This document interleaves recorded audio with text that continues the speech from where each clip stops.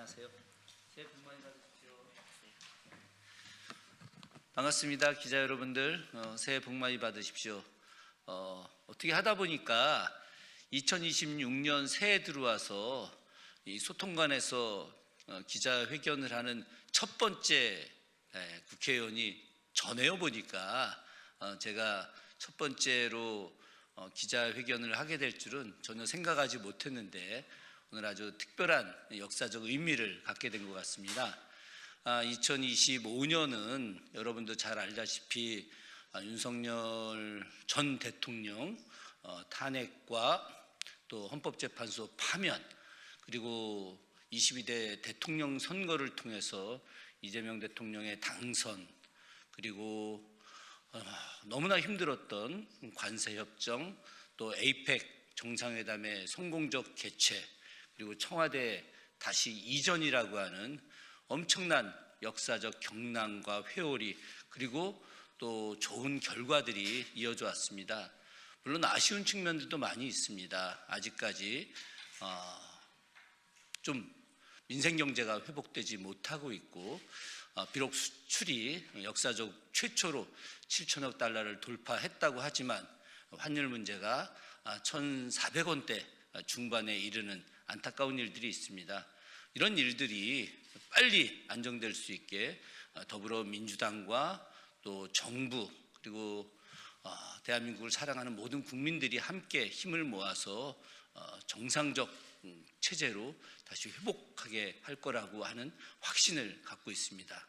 이런 과정에서 가장 중요한 것은 바로 한중 관계의 저는 정상적 복원이라고 생각을 합니다. 윤석열 정부 시기에 한중 관계의 악화는 상상을 초월했습니다. 보수 정권이 들어섰을 때 한중 관계의 악화는 매우 심각한 상태로 나아가게 됐죠. 박근혜 정부 시기에 사드를 설치함으로써 한중 관계가 악화되기 시작을 했습니다.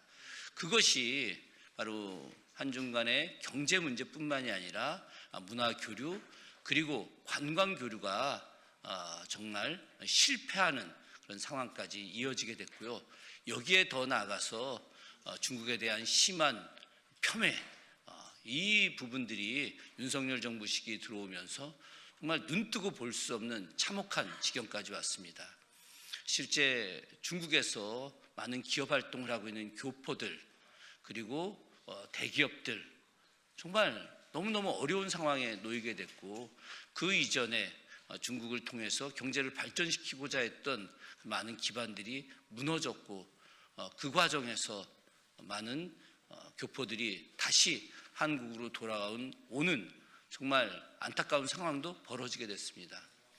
저희 가족들도 북경에서 20년 이상 생활을 하고 있는데 가장 어려운 시기로 지금 접어들고 있다고 합니다. 어제 밤에도 저희 북경에서 일하고 계시는 누님과 매형하고 통화를 했는데 정말 힘든 일들이 생기고 있습니다. 이런 일들이 무엇 때문이냐? 바로 윤석열 정부가 내놓았던 대중국 정책, 잘못된 중국 정책 때문입니다. 그래서 이런 잘못된 중국 정책을 올바르게 복원하는 것이 바로 대한민국의 경제 회복과 민생 안정을, 청년들의 일자리 창출을 위한 가장 중요한 기반이라고 생각을 합니다. 다행히 지난 에이펙 정상회담에서 시진핑 중국 주석과 이재명 대통령님의 안정된 정상회담이 있었고, 그것의 후속 조치로 4일부터 7일까지 이어지는 중국의 국빈 방문이 있게 됩니다. 이 안에서 너무나 중요한 의제들과 논의들이 있을 것이라고 생각합니다. 그럼에도 불구하고 단순하게 정부 차원에서 일을 추진하는 것이 아니라 국회 안에서도 바로 한중관계 복원을 위해서 많은 의원들이 깊이 생각하고 있고, 또 정부를 도와서 협력해서 한중관계를 올바르게 발전시키고자 하는 의지를 갖고 있다고 하는 것을 많은 국민들에게 말씀드리고 싶고, 실제 정부에도 말씀드리고 싶었습니다. 그래서 오늘 새해 첫 벽두부터 제가 긴급하게 기자회견문을 읽음으로써, 기자회견을 통해서 바로 한중관계 복원에 대한 국회의원들의 강한 메시지, 여기에 더 나아가서 중국과 미국 정상회담을 이제 앞두고 있는데, 이를 발전적으로 저희들이 협력하는 관계를 통해서 향후 북미 정상회담을 통해서 한반도 평화체제와 종전선언을 만들게 하는 것이 바로 저희들의 가장 궁극적인 목적이기도 합니다. 관련해서 저의 생각을 기자회견문을 낭독함으로써 말씀드리도록 하겠습니다. 2026년 한반도 평화체제 원년으로 한중 정상회담을 적극적으로 환영합니다.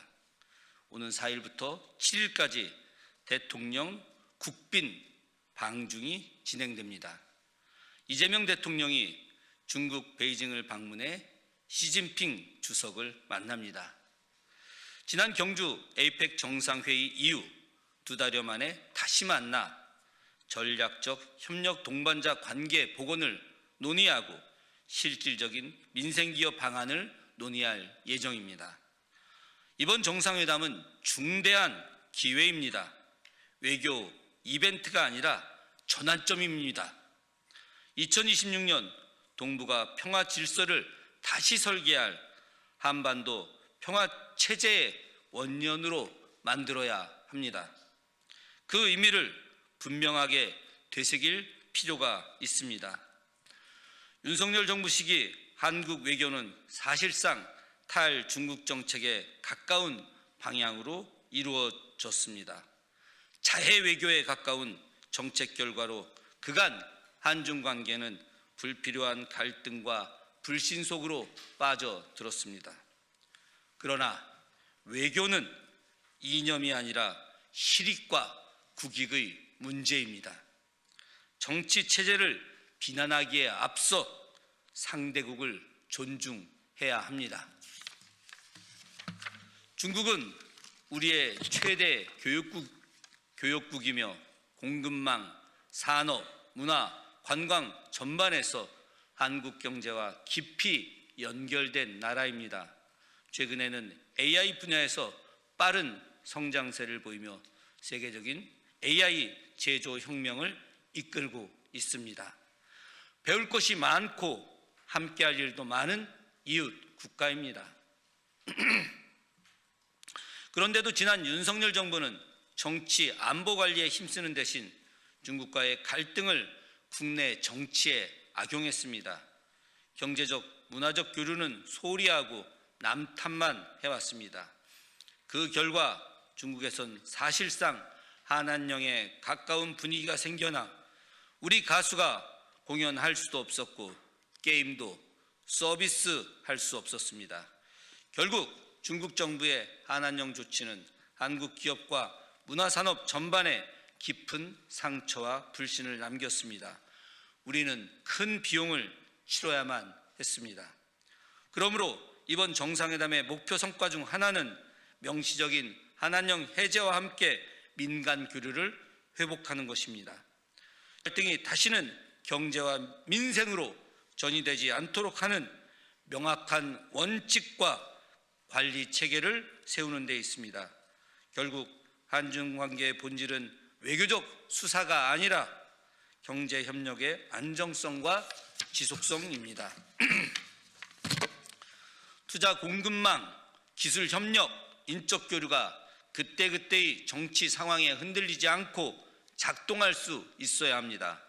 이번 방중에서 우리가 확인해야 할 것은 관계가 좋아졌다라는 선언이 아니라 갈등이 생겨도 경제는 보호된다라는 신뢰 복원입니다. 그것이 진정한 관계 정상화입니다. 정상회담을 통해 한반도 문제로도 시선을 돌려야 합니다.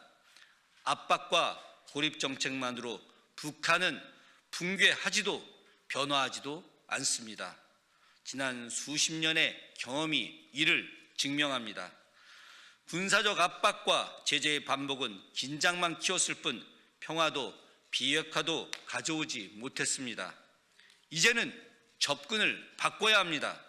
과거 햇볕 정책보다 더 적극적인 대화를 시도하고 동시에 북한의 금융과 경제 제재 등을 완화해 움직이도록 해야 합니다. 단계적 상호 조치를 어떻게 설계할 것인지 훨씬 더 정교하고 현실적인 논의가 필요합니다. 이를 위해 우리는 중요한 과제도 잊지 않아야 합니다. 바로 시진핑 주석과 트럼프 대통령 간 정상회담입니다. 한반도에 큰 영향력을 가진 미중 두 국가가 함께 해야 합니다. 두 정상이 만나 북미 대화 재개라는 어젠다를 논의하도록 한국은 페이스메이커 역할을 해야 합니다. 정부는 이미 2026년을 한반도 평화 공존의 원년으로 만들겠다는 목표를 제시했습니다. 이는 선언으로 끝나서는 안 됩니다. 북미 대화 재개, 남북 대화 복원, 적대적 두 국가 관계를 넘어선 평화적 관계 수립, 이 모든 과제를 동시에 추진해야 합니다. 최근 통일부 여론조사에서도 국민 대다수는 전쟁 없는 평화와 공존을 원하는 것으로 나타나고 있습니다. 국민은 점진적이고 현실적인 접근을 지지하고 있습니다. 이제 필요한 것은 정치의 결단과 외교의 용기입니다. 국민은 이미 준비되어 있습니다. 국민 여러분, 이번 한중 정상회담은 과거를 되돌리는 회담이 아니라 미래를 여는 회담이어야 합니다. 대결이 아니라 관리로, 고립이 아니라 대화로, 불신이 아니라 예측 가능한 협력으로 나가야 합니다. 그리하여 우리는 2026년을 한반도 평화체제의 원년으로 만들어야 합니다. 이번 한중 정상회담을 다시 한번 환영하며 이를 출발점으로 삼아 한반도 평화와 동북아 안정의 길을 흔들림 없이 걸어갈 것을 촉구합니다. 감사합니다. 2026년 1월 2일 한중관계의 아름다운 복원과 한반도 평화를 기원하는 더불어민주당 국회의원 김준혁. 감사합니다. 예, 고맙습니다.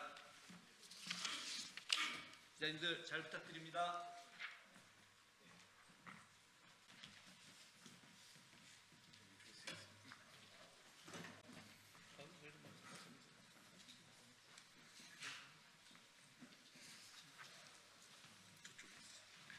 안녕하세요.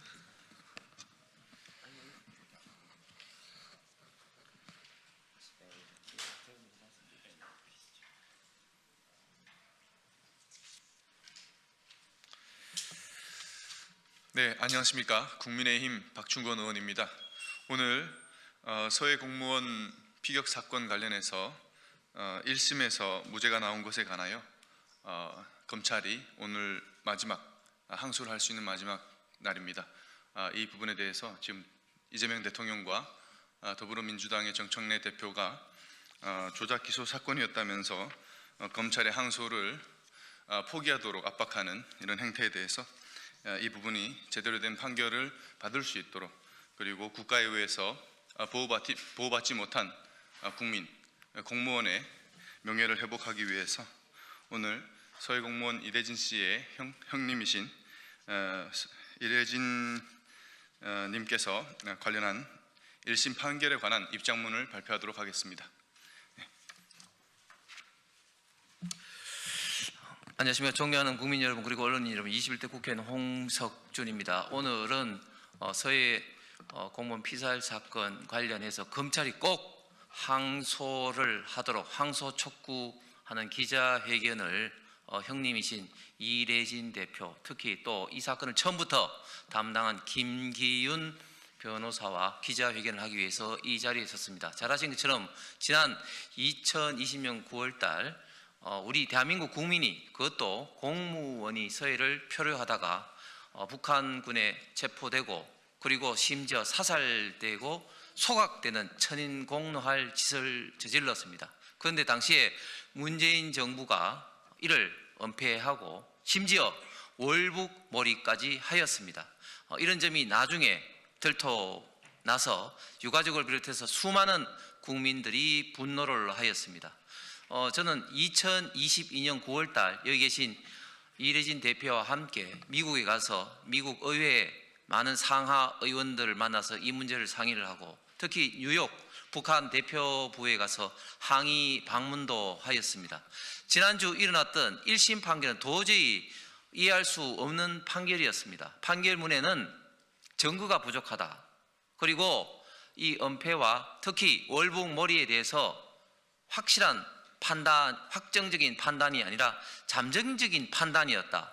이거 국어 시험도 아니고 희한한 판결을 하였습니다. 이 점에 대해서 당연히 검찰에서 항소를 해야 됩니다. 왜냐하면 지금 증거 부족을 법원에서 1심 법원에서 문제를 삼았는데 지금 대통령 기록물법에 의해서 지금 검찰의 증거가 기본적으로 제한될 수밖에 없는 구조입니다. 그럼에도 불구하고 지금까지 드러난 증거만으로도 당시 문재인 정부 검찰이 은폐를 하고 특히 월북 몰이를 하였다는 것은 명백함에도 불구하고 이 문제에 대해서 항소심에서 다툴 수 있는 기회 자체를 포기를 하면서 박탈하는 것은 천인공노할 짓이자 특히 검찰의 어떤 존재 이유에 대한 기본적인 어떤 부정이기 때문에 두고 검찰로서는 흑역사로 기록될 것입니다. 그렇게 된다면 강력하게 고발 조치 등을 할 것을 다시 한번 이 자리에서 천명을 하면서 반드시 항소를 할 것을 촉구합니다. 예, 서해 피살 공무원 유족 변호사 김기훈 변호사입니다. 서해 피살 사건에서 검찰의 항소를 요구합니다. 북한군에 의해 죽을 때까지 아무 구호 조치를 하지 않았던 고위 공직자에 대한 기소는 이상한 논리 기소가 아닙니다. 국가가 자국민의 생명을 보호하고 구조할 책임을 방기한 점을 이유로 법적으로 문제 삼은 정당한 기소입니다. 대한민국 헌법은 모든 공무원에게 국민의 생명과 안전을 보호할 의무를 부여하고 있습니다. 그럼에도 불구하고 고위 공직자들은 어떠한 구호 조치도 하지 않았을 뿐만 아니라 그 결과 국민이 비극적인 죽음을 맞이하도록 반치한 뒤 이를 월북으로 발표했습니다. 이러한 점에서 고위 공직자에 대한 형사 책임을 묻는 것은 당연한 것이며 이를 이상한 기소라고 할 수는 결코 없습니다. 오히려 이상한 기소라고 말한 대통령이 이상한 대통령이라고 비판받을 뿐입니다. 정청래 민주당 대표는 서해 피살 공무원 사건과 관련한 고위 공직자들에 대한 기소 자체를 문제 삼고 있으며 특검 수사까지 주장하고 있습니다. 그리고 김민석 국무총리는 해당 사건이 기소를 조작 기소로 규정하며 검찰의 항소 포기가 당연하다고 발언하고 있습니다. 이재명 대통령 또한 이상한 논리 기소라고 언급하며 기소를 진행한 검사들에 대한 책임을 모려한다고 입장을 밝히고 있습니다. 이러한 발언들은 모두 피해자 중심이 아닌 피고인 중심의 인식에 기초한 것으로 피해자의 죽음과 국가의 구조 실패에 대한 책임 규명이 아니라 검찰에 대한 고위 공직자인 피고에 대한 항소를 포기하려는 압박입니다.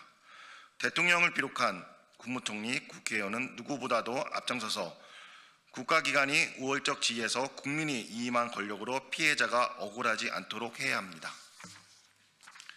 그럼에도 불구하고 대통령과 국무총리, 국회의원이 국민으로부터 이임받은 권력을 피해자가 아닌 고위 공직자인 피고인들을 옹호하는 방향으로 행사하고 있습니다.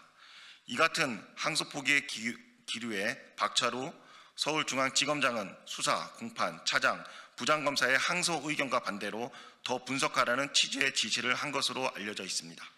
이러한 항소 포기 압박은 피해 유족에게 또 다른 국가적 폭력이며 명백한 2차 가해에 해당합니다. 검찰의 항소 포기는 국가가 자국민의 생명과 존엄을 보호해야 할 책임을 스스로 포기하는 것일 뿐만 아니라 피해 유족에게 또 하나의 상처가 남기는 것이며 유족들이 수년간 진실규명을 위해 겪어온 고통을 국가가 다시 되풀이하는 것과 다름이 없습니다. 유족의 간절한 항소 요청에도 불구하고 오늘까지 검찰에서 항소하지 않을 경우 추가 검토를 지시한 박철호 서울중앙지검장과 항소 포기를 언급한 김민석 국무총리에 대해 공수처에 직권남용 혐의로 고발합니다. 설사 이재명 정부의 공수처가 무혐의 처분을 하더라도 현 정부가 끝난 후 재차 고발해 반드시 직권남용 혐의로 법의 심판대에 세우겠습니다. 앞으로 국제인권기구, 원비어 가족 등과 연대하여 이 사건을 단지 국내적 이슈로만 남게 하지 않고 국가가 자국민을 보호하지 못한 책임, 진실 왜곡 및 은폐 문제를 국제사회가 공론화할 수 있도록 할 예정입니다. 2022년 9월 17일 유족은 미국에 가서 오토 원비어 가족의 어머니와 아버지를 만나 서로 피해 경험을 나누면서 북한에 대한 책임 취급을 위한 연대를 논의한 적이 있습니다.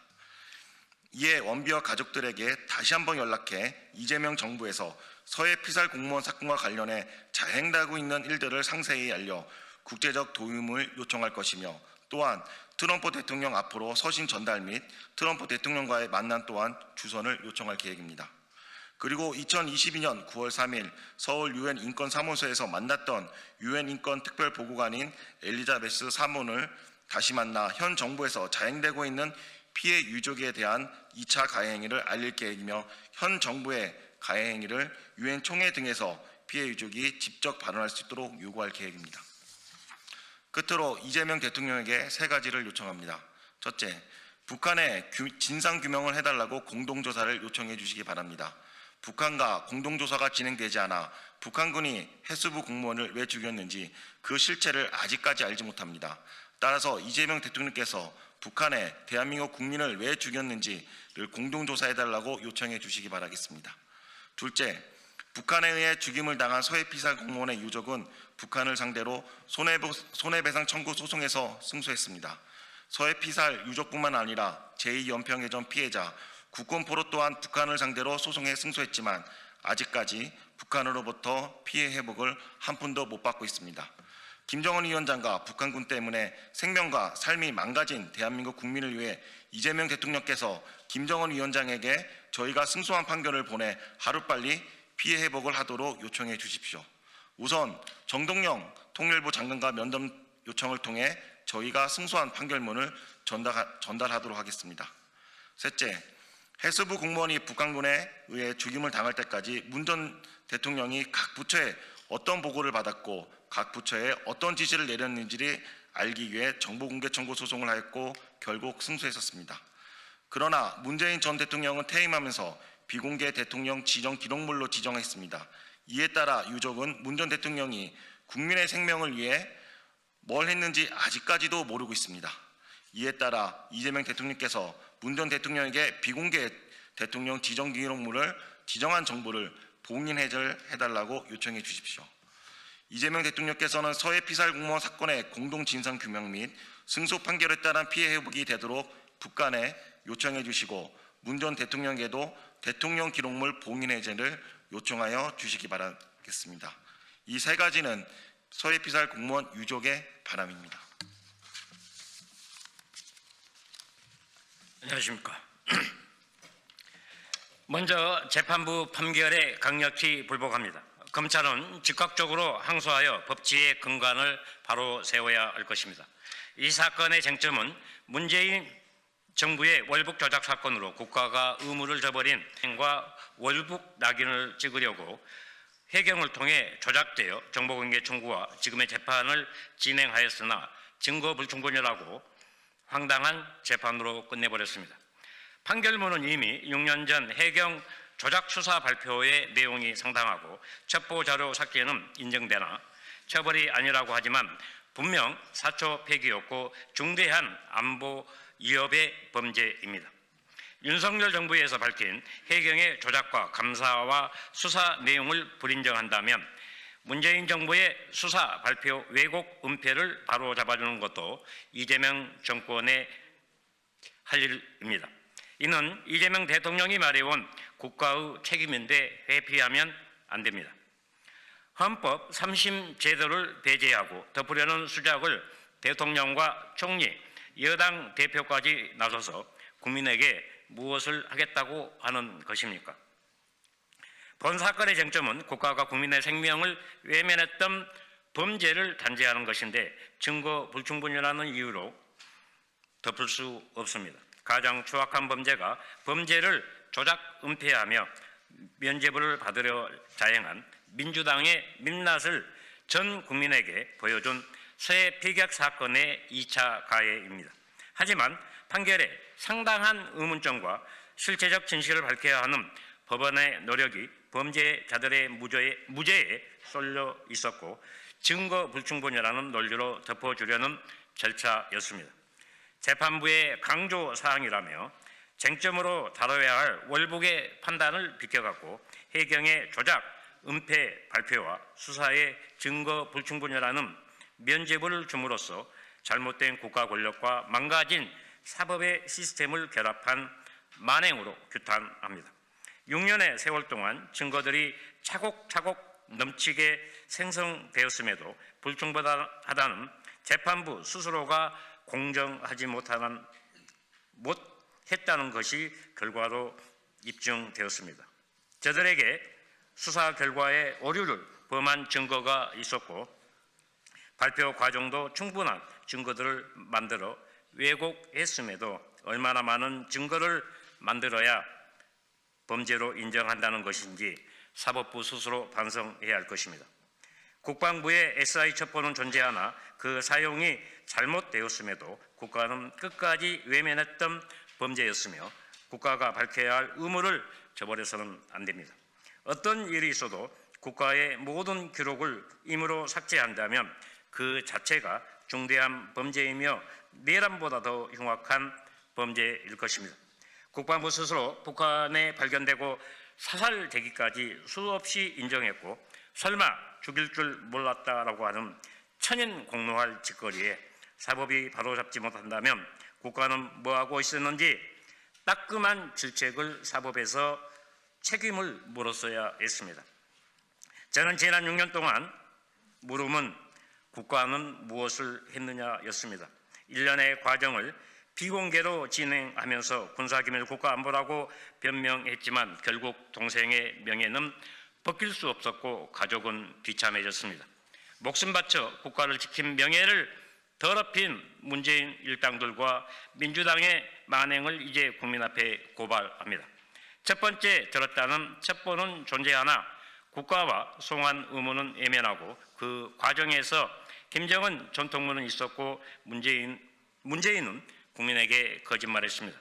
전통문을 받은 그 한 라인으로 살릴 수 있었음에도 오직 증거 불충분이라는 앵무새 발언이 현재 이재명 검찰과 재판부가 짜 맞추듯 합니다. 해상 경계 작전 실패의 책임을 국민에게 씌우는 만행을 처벌하지 못한다면 국가 안보를 말할 수 없습니다. 판결은 그 골든타임 시간에 국가는 무엇을 했느냐를 따졌어야 했습니다.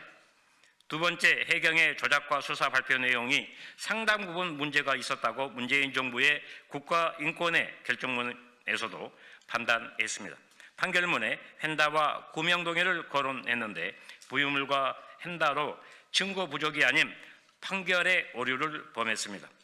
중국어 간자체 구명동의는 동생이 죽기 전 6시간 전으로 조작 은폐의 가장 명백한 증거였고 팔에 붕대가 감긴 내용은 당시 동생의 처참한 상황을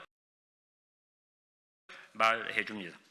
한국 성급협회가 인정한 장비만 관용 선박에 배치돼야 하며 팔에 붕대가 감긴 사실은 결정적 증거가 되는데 언급조차 안 하고 법정 장비를 멋대로 판단했습니다.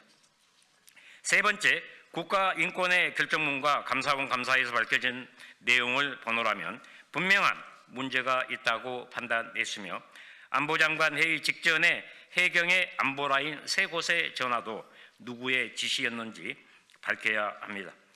구명동의의 간자체와 팔에 붕대가 감긴 것은 무엇이며 해경청장이 말한 나는 안 본 걸로 할게, 이 말은 가장 중요한 결정적 증거 조작이며 구조가 절실했던 골든타임 6시간 전입니다.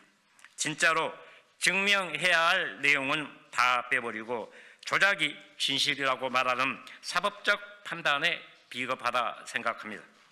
네 번째, 재판도 하지 않았는데 민주당 의원들은 저를 찾아와 호남인이 같은 편이라며 월북 인정하라 했는데 이 또한 범죄가 아닙니까? 이렇듯 밝혀야 할 내용이 많은데 이 정권은 뭐가 두렵고 뭐가 급해서 덮으려 합니까? 다섯 번째, 윤석열 정부가 감사원 통해 밝힌 내용이 팩트였음을 분명히 핑계로 은폐하는 게 아니겠습니까? 저는 이렇게 제안합니다. 문재인, 박지원, 서우, 김홍희, 윤성현, 노은채 그리고 민주당 6인의 의원들을 22.9도 수원에서 반소매 있고 30시간 입수하고 6시간을 그 횡단로 끌고 다니는 실증을 해야 할 것입니다. 그래야 판결에 적법성이 있지 않겠습니까?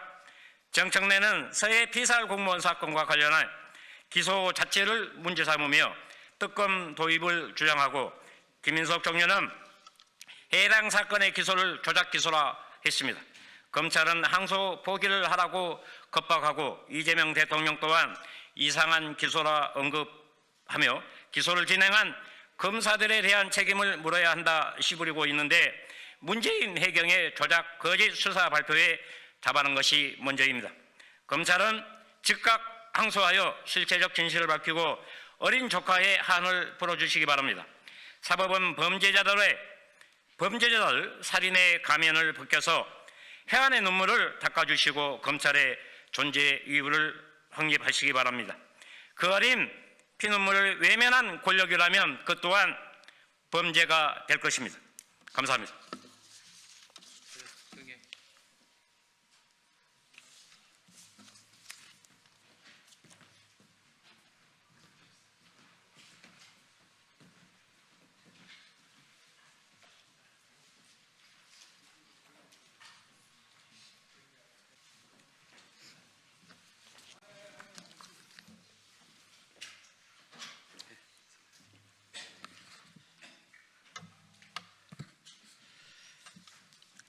네,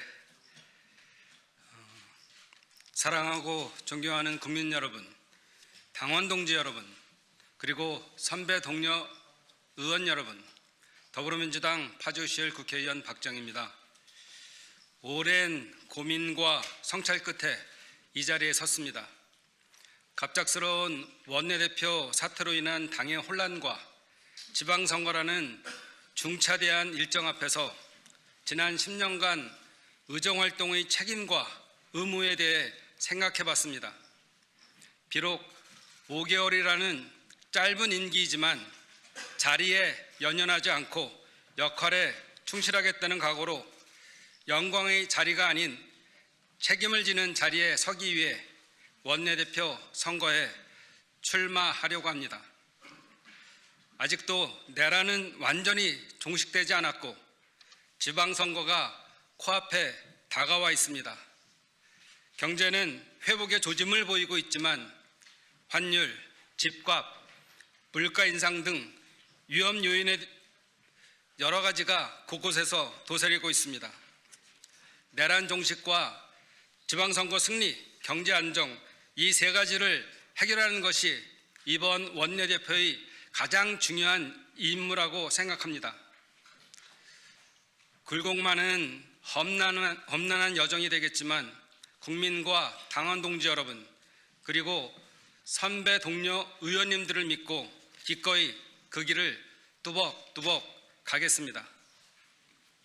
사랑하는 국민 여러분, 이재명 정부 출범 7개월 우리는 확실한 변화를 목격하고 있습니다.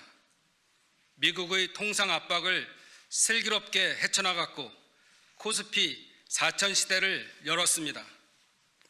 국민 추천제, 국민 사서함, 타운홀 미팅부터 국무회의와 업무 보고의 생중계까지 국민과의 직접 소통을 일상으로 만들었고 국정의 투명성을 높이는 혁신을 이뤄냈습니다.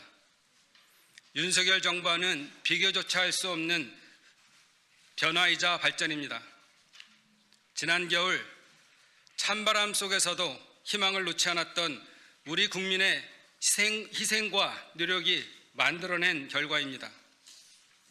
지난 대통령 선거에서 저는 이재명 후보 중앙선대위 유세본부장으로서 이재명 후보와 함께 전국 5,015km를 함께 누볐습니다. 그 현장에서 이재명 후보가 국민과 약속했던 수많은 약속들이 하나하나 실현되는 모습에 가슴이 뜨겁게 뜁니다.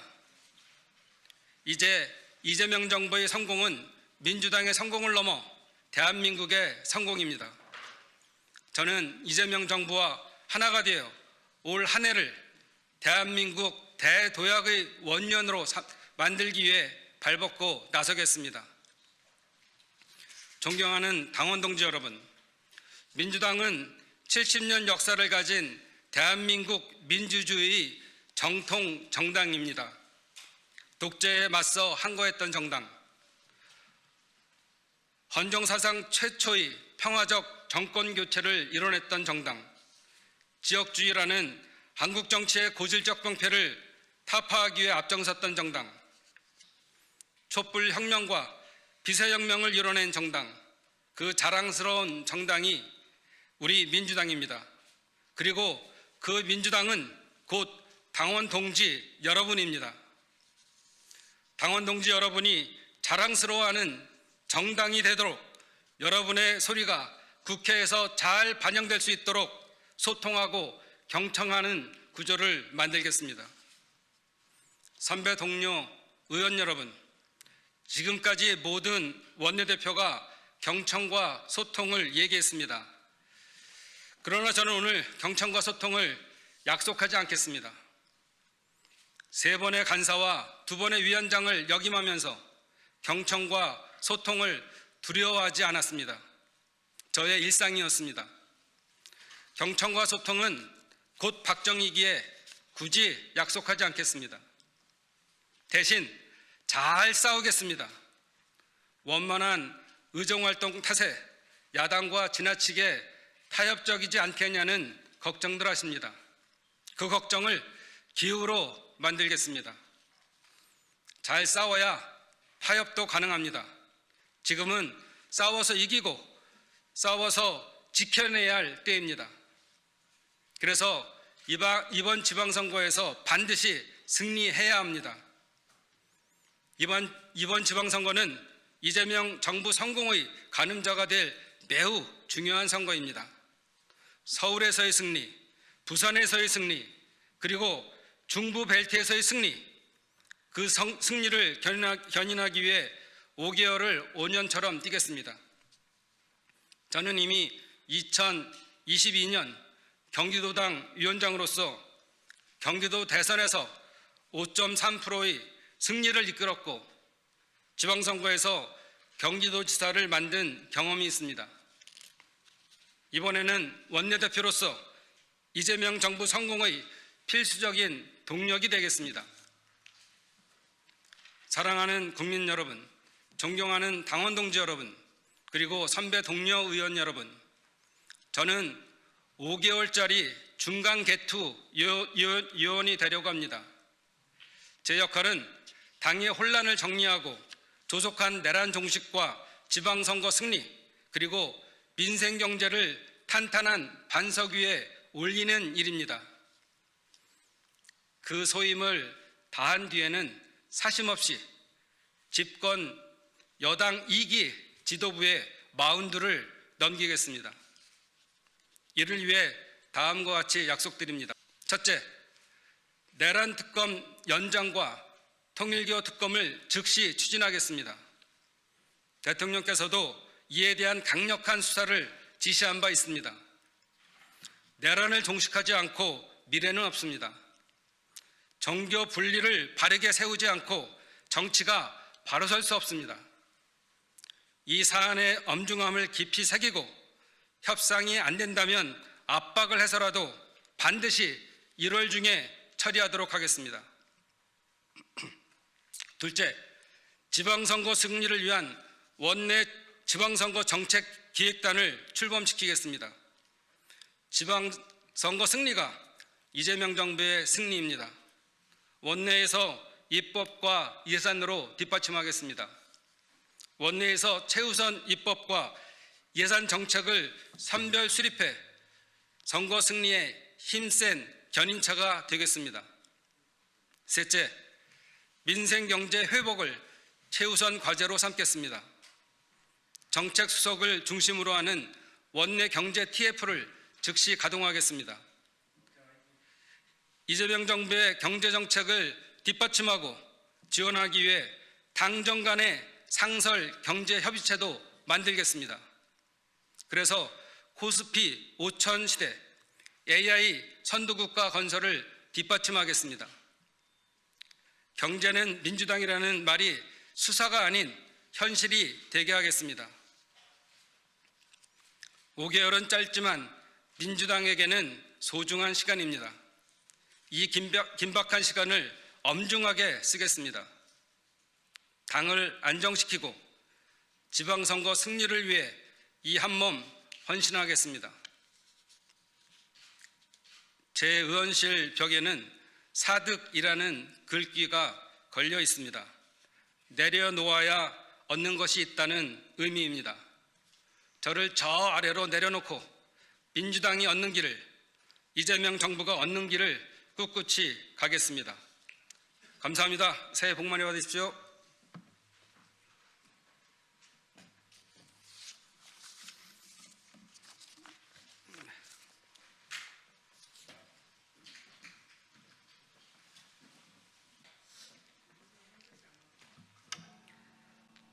안녕하세요. 새해 복 많이 받으세요.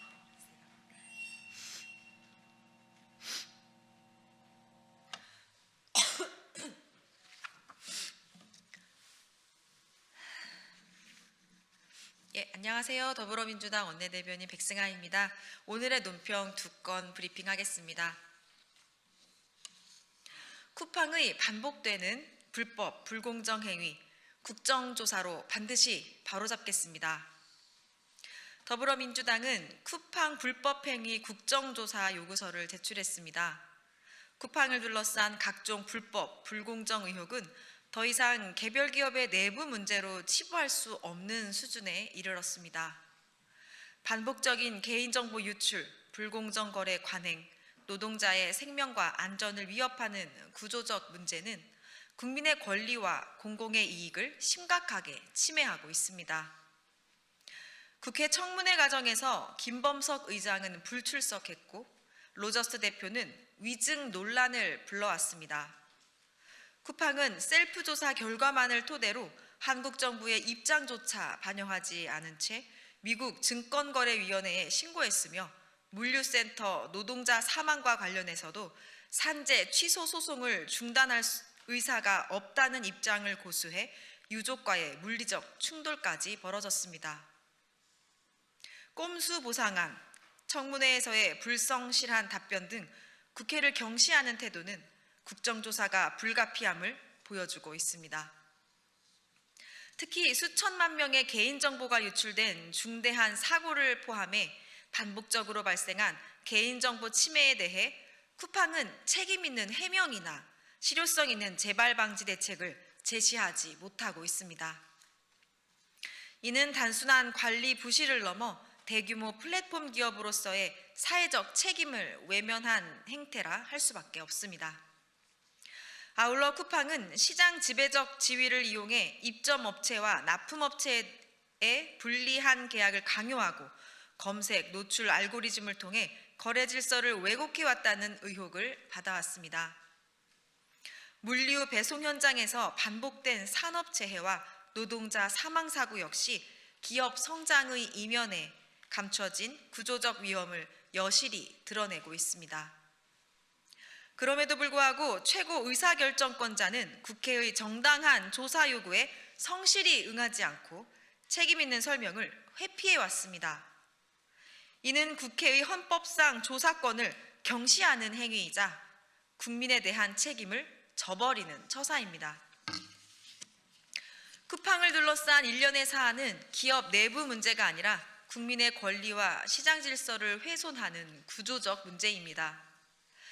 이에 개인정보 침해, 불공정 거래, 노동권 침해, 산업 안전 문제, 해외 로비 활동과 기업 지배구조 전반에 이르기까지 국정조사를 통해 철저히 진상을 규명하겠습니다.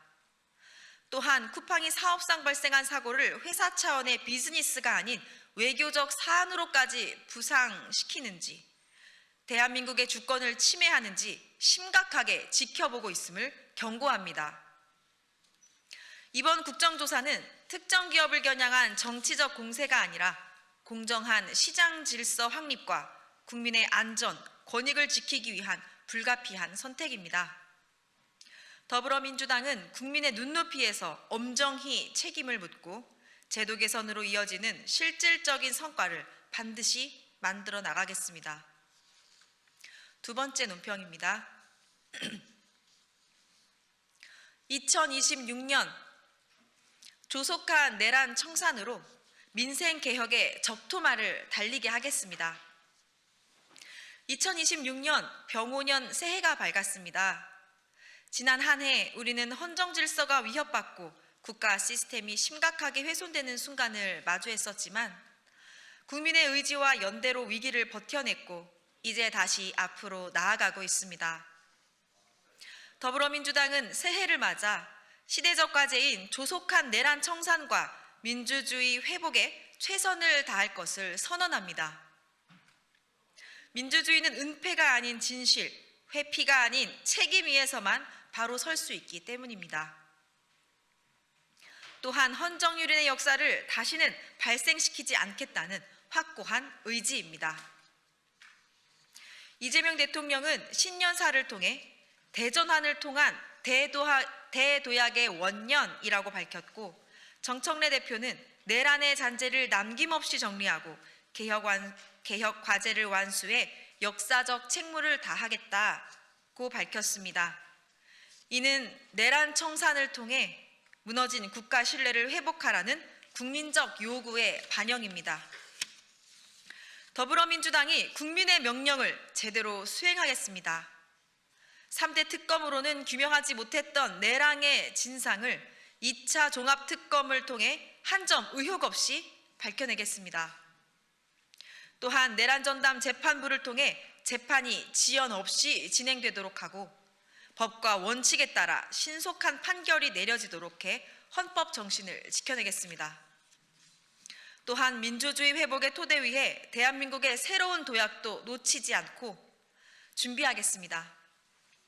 수도권 중심이 아닌 지방주도 성장으로 일부 대기업 중심에서 모두의 성장으로 위험을 감내하는 성장에서 안전 우선 성장이 기본이 되는 대전환을 정부와 함께 이뤄내겠습니다. 붉은 말의 해인 병오년을 대한민국 전진의 해로 만들기 위해 정부와 함께 열심히 달리는 더불어민주당이 될 것을 국민께 약속드립니다. 이상입니다. 고생하셨습니다.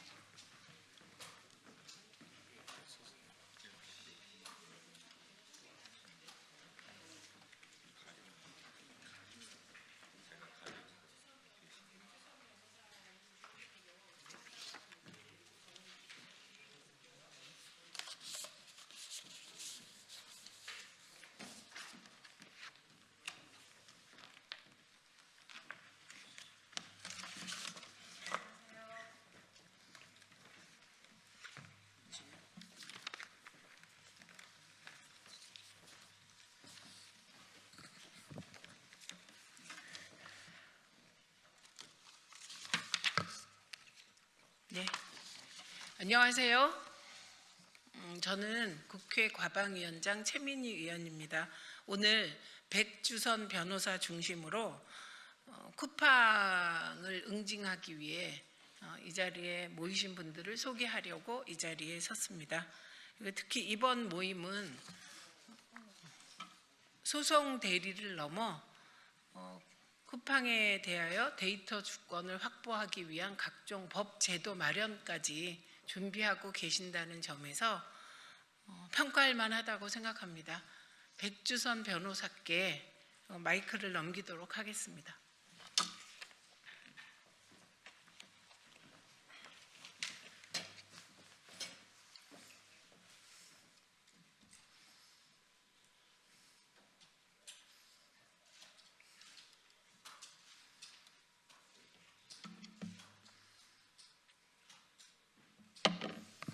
예, 방금 소개받은 백주선입니다. 쿠팡의 개인정보 유출 사태에 대해서는 이미 많이 보도가 되었고, 그리고 최근 3일간에 걸쳤던 청문회도 많은 국민들이 지켜보셔서 잘 아실 것입니다. 개인정보 유출이 사실 어제 오늘의 일은 아니지만 이번 쿠팡의 개인정보 유출이 크게 문제가 된 것은 그 유출의 범위도 광범위하고, 그리고 그 유출 이후에 쿠팡이라는 기업이 우리 국민들 그리고 우리 소비자를 대하는 태도가 매우 바람직하지 못했기 때문에 더욱더 국민적 공분을 샀다고 생각을 합니다.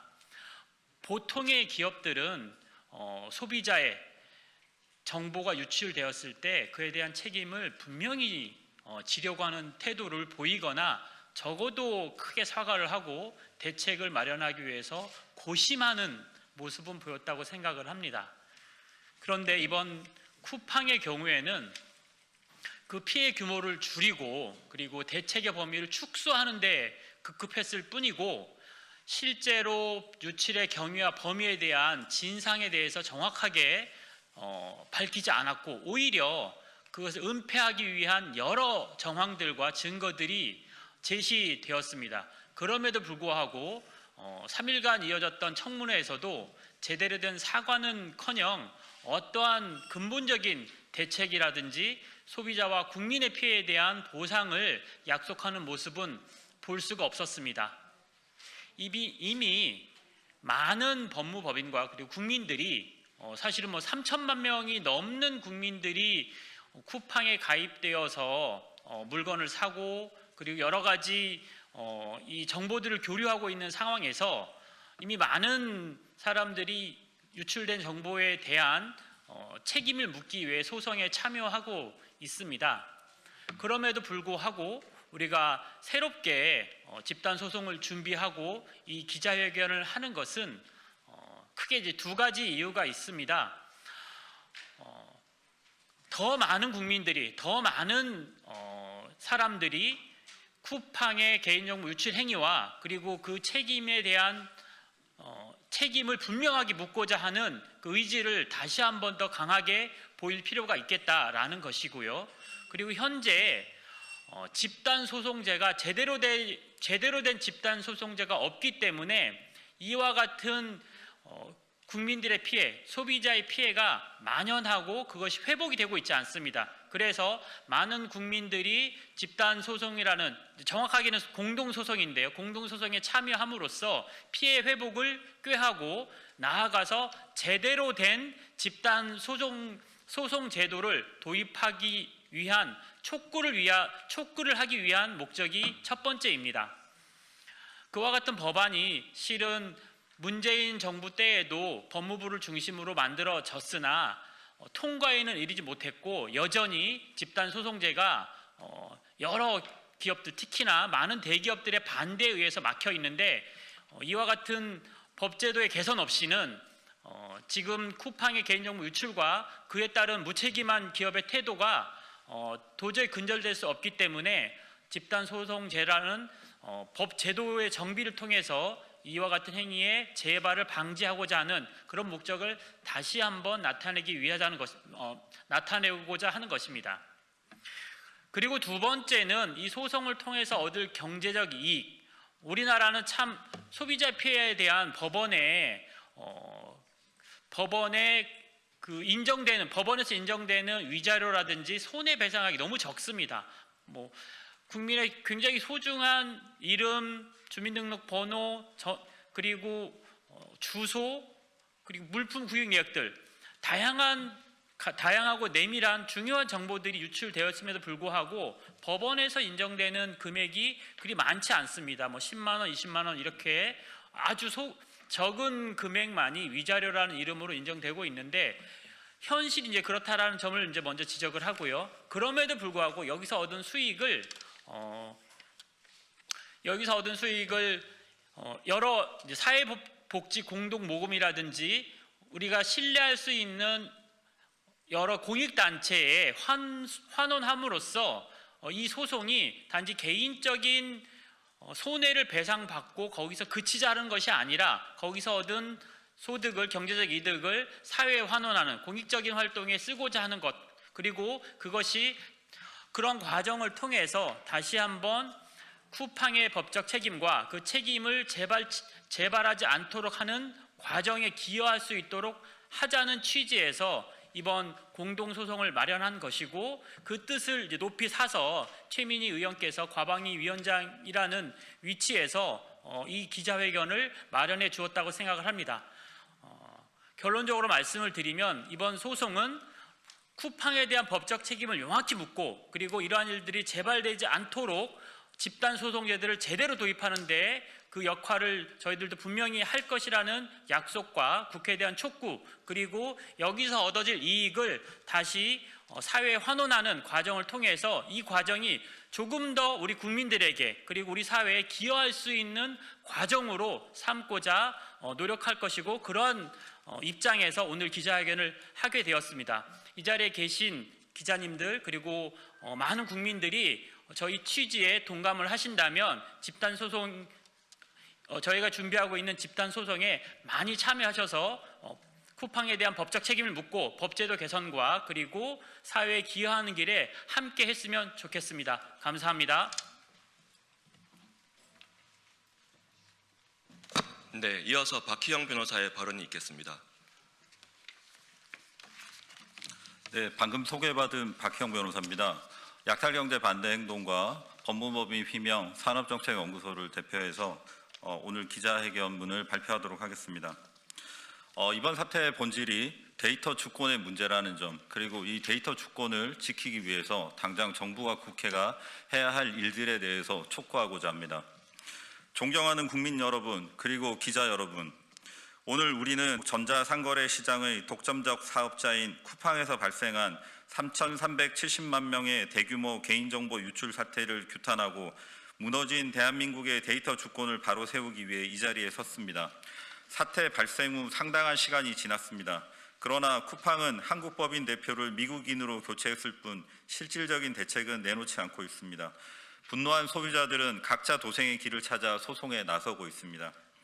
쿠팡은 쿠팡 인텔리전트 클라우드를 통해 우리 국민의 구매 기록과 물류 데이터를 독점하고 있습니다. 그러나 쿠팡 본사가 미국에 있다는 이유로 이 방대한 정보는 사실상 외국 기업의 통제 아래 놓여 있습니다.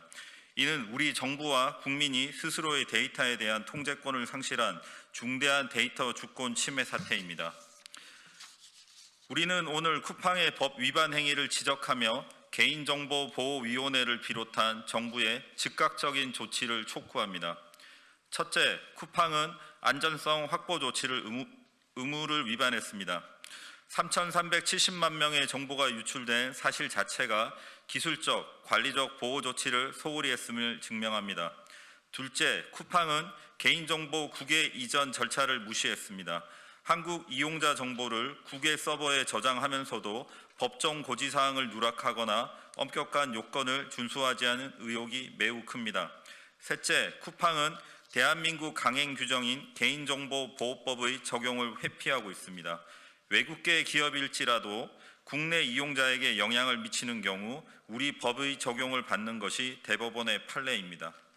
이제 정부는 일본 총무성이 과거 라인 야후 사태 당시 보여주었던 단호함을 참고해서 쿠팡을 응징하고 데이터 주권을 확보해야 함을 말씀드리고자 합니다.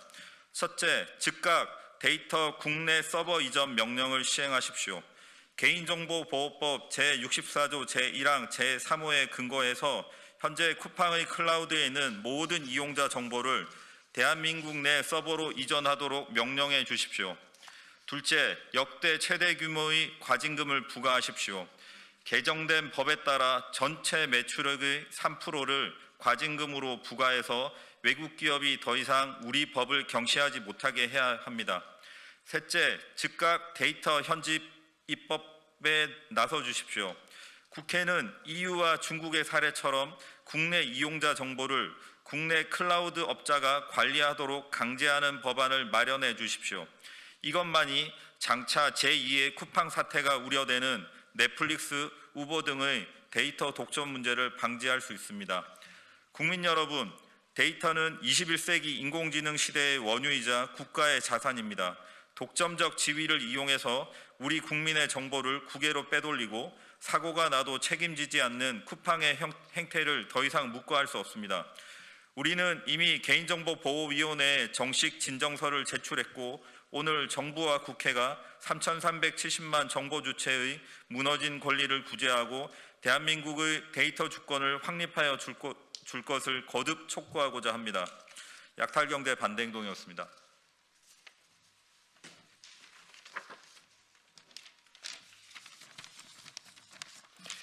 오늘 기자회견을 통해 저희는 국회와 정부에 다음과 같이 강력히 요구합니다. 첫째, 국회 청문회 김범석 등 국회 관계자들 불출석에 대한 국회 차원의 단호한 대응입니다. 둘째, 한국 이용자 개인정보의 국내 서버 이전과 데이터 주권 회복을 요청합니다. 셋째, 실효적인 보호 조치 강제 및 역대 최대 수준의 가진금을 부과 요청합니다. 넷째, 개인 책임정 없는 보상 계획을 전면 재검토해 주시기 바라겠습니다. 오늘 기자회견은 국민의 문제가 아니라 국회와 국민을 어떻게 대하는가에 대한 문제를 묻는 자리입니다. 저희는 국회를 우롱하고 국민을 기만하는 대기업의 관행이 더 이상 반복되지 않도록 끝까지 싸울 것을 분명히 합니다. 이상으로 공동기자회견을 마치겠습니다. 감사합니다.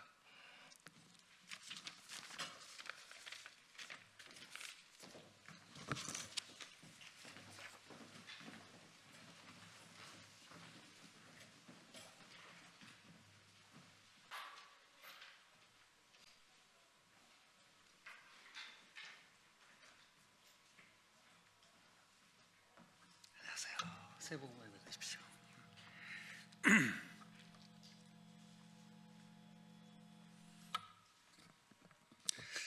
네, 새해 복 많이 받으십시오. 더불어민주당 선임 부대변인 박창진입니다.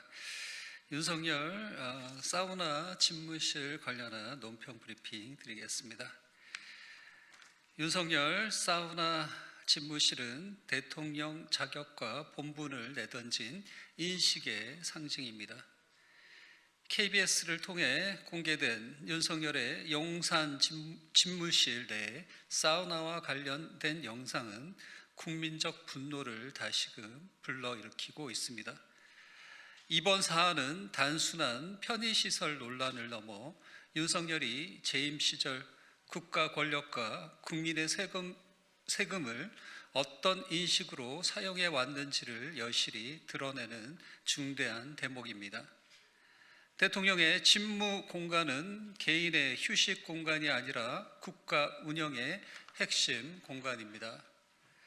국정 수행 과정에서 최소한의 건강 관리나 안전을 위한 시설이 필요할 수도 있다는 점 자체를 부정하지는 않습니다. 그러나 해당 시설이 공적 필요를 넘어 업무 태만이나 음주 사실을 은폐하기 위한 장치로 활용되었는지 설치와 운영 과정에서 예산 집행과 절차가 적법하고 투명했는지는 반드시 검증되어야 합니다. 윤석열이 사우나에서 숙취를 풀고 업무에 임했는지가 핵심이 아닙니다. 문제는 대통령의 일상이 국정보다 음주와 개인의 쾌락 추구에 집중되어 있었다는 의혹입니다.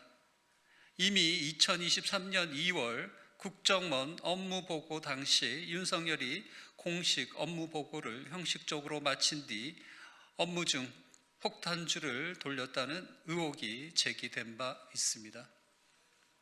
만약 이러한 의혹이 사실이고 용산 대통령실 비밀 통로 사례와 마찬가지로 업무 시간 중 음주 사실을 은폐하기 위한 목적으로 이러한 시설이 활용되었다면 이는 단순한 사적 일탈을 넘어 국정기강의 심각한 붕괴이자 대통령 직무 수행에 근본을 훼손한 중대한 사안입니다. 국가 운영의 책임보다 술자리가 우선이었다면 이는 개인의 기여 문제가 아니라 대통령으로서의 자격과 본분을 스스로 저버린 행위입니다. 집무실 사우나 문제는 결코 단편적인 편의시설 논란이 아닙니다. 이는 윤석열 재임 시절 드러난 왜곡된 권력 인식과 국정 운영 태도를 상징적으로 보여주는 사례입니다. 국정을 사적으로 이용하고 권력을 개인의 편의와 안락함을 위한 행사해도 된다는 오만한 인식은 결국 헌정 질서와 민주주의 훼손을 가져온 친위 내란까지 이어졌다는 점에서 결코 분리할 수 없습니다. 윤석열의 사우나 집무실은 반드시 반면 교사의 역사적 교훈으로 남아야 합니다. 더불어민주당은 다시는 어떤 권력도 이 정도는 괜찮다는 위험한 발상을 하지 못하도록 이번 사안에 대한 강도 높은 수사와 단호한 처벌이 이루어질 수 있도록 국민 앞에서 모든 책임과 역할을 다하겠습니다. 이상입니다. 감사합니다. 고생하셨습니다.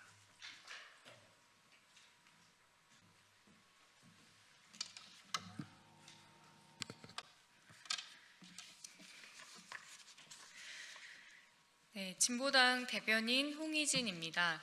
오전 브리핑 2건 진행하겠습니다. 첫 번째입니다. 장동혁 대표의 국민은 윤어게인 뿐입니까? 병오년 새해가 밝았지만 국민의힘 장동혁 대표는 한치도 변함이 없었습니다. 신년 인사회에서 선거 승리를 생각하면 선거에서 패하게 될 것이라며 윤어게인과의 절연과 쇄신을 요구하는 당내 의견을 반박하는 발언을 했습니다. 그러면서 정치는 국민을 섬기는 일이라는 의미심장한 말을 했습니다.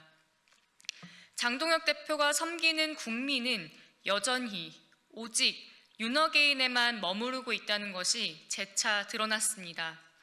새해 첫날 현충원 방명록에 민유방본, 정제양민을 남긴 것이 무색할 정도입니다. 국민의힘 내부에서 이대로 가다가는 지방선거에서 철저히 패배한다는 위기감이 만연하다는 걸 장 대표만 모르는 것 같습니다. 오세훈 서울시장마저 참을 만큼 참았다며 울분을 토해낼 정도인데 새해에도 국민이 아닌 윤어게인만 섬기겠다 선언을 한 것입니다. 국민의힘과 장동혁 대표에게 재차 강조합니다. 윤어게인이 아닌 국민은 내란 세력 청산을 바라고 계십니다. 우리 사회가 다시는 윤석열과 같은 구구적 망상가에게 위협받지 않기를 바라는 것이 국민의 뜻입니다. 국민을 제대로 섬기지 못하는 정치는 쓸모를 잃고 사라질 수밖에 없습니다. 새해를 맞아 이제라도 제1야당으로서 책임감을 갖고 윤어게인과의 결별을 선언하길 바랍니다. 두 번째입니다. 청년의 삶이 나아지는 2026년이 되어야 합니다. GDP 12위, 코스피 4000시대, 정권이 바뀌며 경제가 회복세라고 하지만 청년들에게는 그저 남의 일처럼 느껴집니다. 신규 채용은 얼어붙다 못해 30% 넘게 줄었고 그중에서도 신입 채용은 5%에 그쳤습니다. 전 연령대에서 고용률이 개선되고 있지만 청년층에서는 1년 반 넘도록 악화만 됐습니다. 한국고용정보원에서 발표한 청년들의 평균 취업 소요 기간은 무려 22.7개월, 2년에 육박하는 시간 동안 청년들은 취업 한파를 견뎌내야 합니다. 지난해 쉬었음 청년은 71만 9천 명이었습니다. 자발적 쉼이 아닌 고용 상황 악화와 반복되는 취업 실패 때문에 청년들은 쉴 수밖에 없었습니다. 쉬었음이라는 말에 다 담기지 않는 청년들의 불안과 좌절감을 정치가 해결해야 합니다. 2026년 새해부터는 청년의 삶이 바뀌어야 합니다. 청년들의 취업난은 결코 개인의 문제가 아닙니다. 전 세계적 경제 불황이니 기업들도 어쩔 수 없다는 건 변명에 불과합니다. 70만 명이 넘는 청년들이 쉴 수밖에 없는 현실은 곧 막대한 국가적 손실입니다. 이 중대한 국정과제를 두고 청년을 살리겠다는 절박함이 담긴 정부의 대책이 마련되어야 할 때입니다. 진보당은 청년들이 체감할 수 있는 변화를 만들기 위해 노력하겠습니다. 국가와 지자체가 질 좋은 일자리를 보장하고 여러 형태의 노동이 법의 보호를 받을 수 있도록 하는 것부터 시작하겠습니다. 내일이 더 나아질 거란 희망이 있는 사회를 만들기 위해 진보정당으로서 역할과 책임을 다하겠습니다. 이상입니다.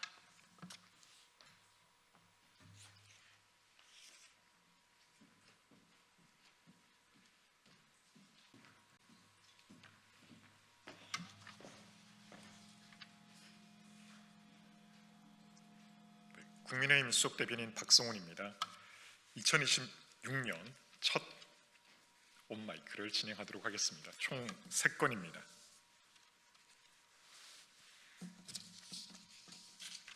민주당 공천 헌금 의혹에 대해 이재명 대표 등 지도부의 묵인 여부까지 낱낱이 밝혀져야 합니다.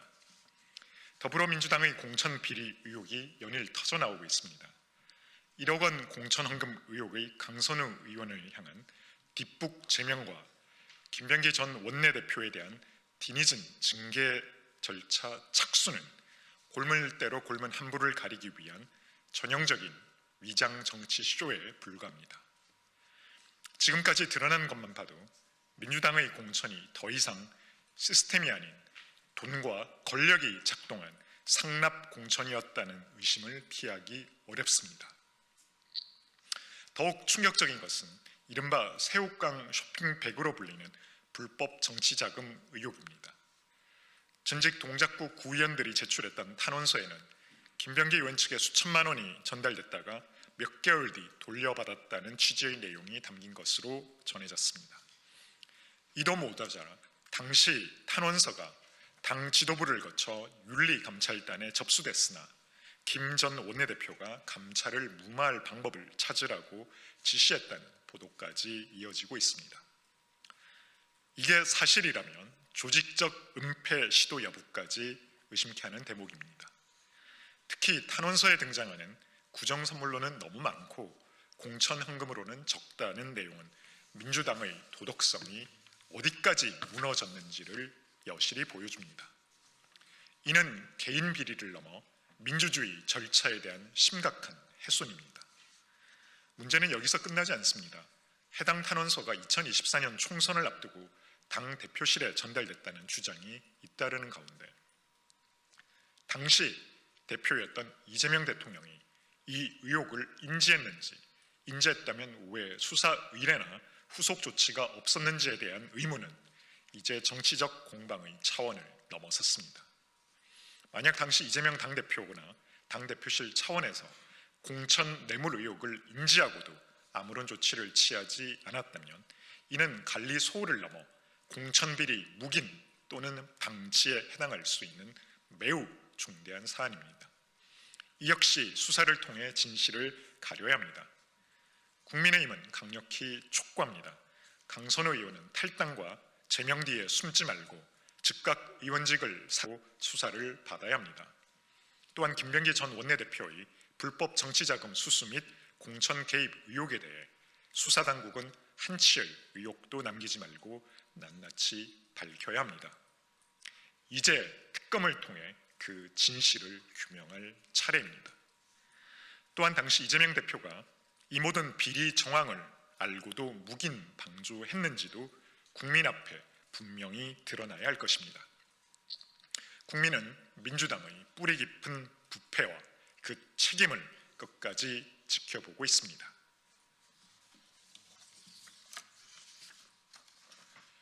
국민의 입은 틀어막고 국위까지 뒤흔드는 민주당의 입틀막법.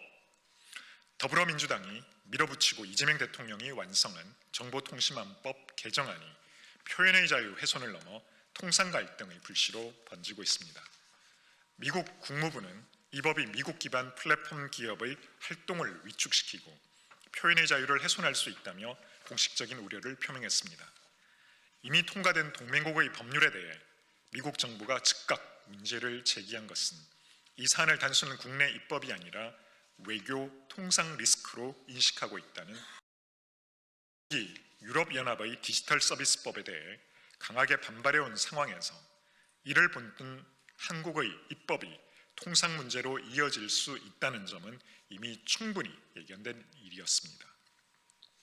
그럼에도 민주당은 허위 조작 정보라는 모호한 기준을 앞세워 민주당과 이재명 정권이 불편해하는 비판과 문제 제기를 법으로 찍어 누르기 위해 입틀막법을 강행했습니다. 국내 정치 논리에 매몰된 졸속 입법 하나가 실체 없는 외교 성과를 부풀리며 국민을 호도해온 외교 천재 이재명이라는 프레임을 스스로 무너뜨리고 있는 꼴입니다. 가짜뉴스 근절이라는 명분은 사라지고 남은 것은 검열 논란과 통상 마찰 그리고 외교 신뢰도 하락뿐입니다. 이 법을 밀어붙일수록 그 피해는 고스란히 국민과 우리 경제가 떠안게 될 것입니다. 이재명 대통령과 민주당은 지금이라도 민주주의를 위태롭게 한 입법 폭주의 잘못된 결과를 바로잡아야 합니다. 동맹국의 심각한 우려를 한기로 흘리고 고집 부릴 일이 아닙니다. 만약 이를 무시한 채 원상복구하지 않고 강행할 경우 표현의 자유를 억누르고 국익까지 위태롭게 한 책임을 반드시 져야 할 것이며 국민들로부터 응당한 심판을 받게 된다는 점을 명심하기 바랍니다. 서해 공무원 피살 은폐 항소 망설이는 검찰, 국민과 역사는 두렵지 않습니까? 서해 공무원 피살 은폐 사건과 관련해 검찰이 항소를 고민 중이라고 합니다. 항소는 지극히 당연한 수순임에도 대장동 사건 항소 포기에서 나타났던 검찰의 정권 눈치 보기가 또다시 반복되고 있어 심히 우렵습니다. 서울중앙지검 수사팀은 항소 방침을 정했지만 박철우 서울중앙지검장이 최종 결정을 미루고 있는 것으로 전해지고 있습니다. 박 지검장은 대장동 항소 포기 당시에도 대검 반부패 부장으로 있으면서 항소 포기에 관여한 인물로 이번에도 수사팀의 판단과 달리 결정을 지연시키고 있는 만큼 법과 원칙이 아니라 정치적 고려가 작용하는 것 아니냐는 우려를 피하기 어렵습니다. 지금까지 밝혀진 사실만 보더라도 이번 사건은 문재인 정부 고위 공직자들이 정치적 이득을 위해 대한민국 공무원이 북한군에 의해 피살된 사건의 진상을 고의로 은폐한 반인륜적 범죄임이 분명합니다. 당시 국방부와 국정원 등에서 5천여 건의 문건 삭제가 벌어졌고 당시 문재인 청와대 비서관들조차 이게 덮을 일이냐 뒷감당을 어떻게 하려고 하느냐며 문제를 제기한 사실이 확인됐습니다. 해경청장은 수사팀의 반대에도 공무원의 잦은 월북으로 몰아갔고 그에 반하는 증거가 나오자 나는 안 본 것으로 하겠다는 말까지 했습니다. 그럼에도 1심 재판부는 증거 불충분을 이유로 무죄를 선고했습니다. 이런 판결에 대해 검찰이 항소를 통해 상급시 판단을 구하는 것은 3심제 사법체계에서 너무나도 당연한 절차입니다.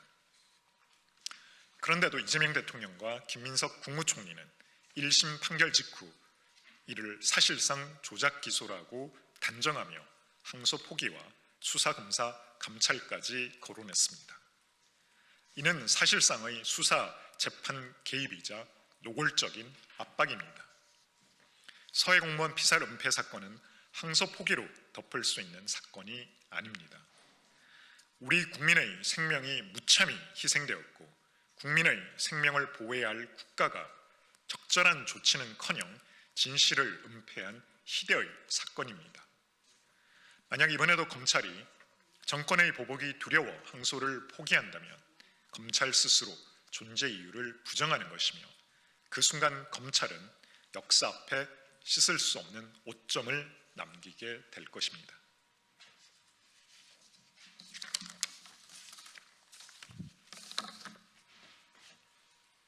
수고하셨습니다. 네, 새해 복 많이 받으세요.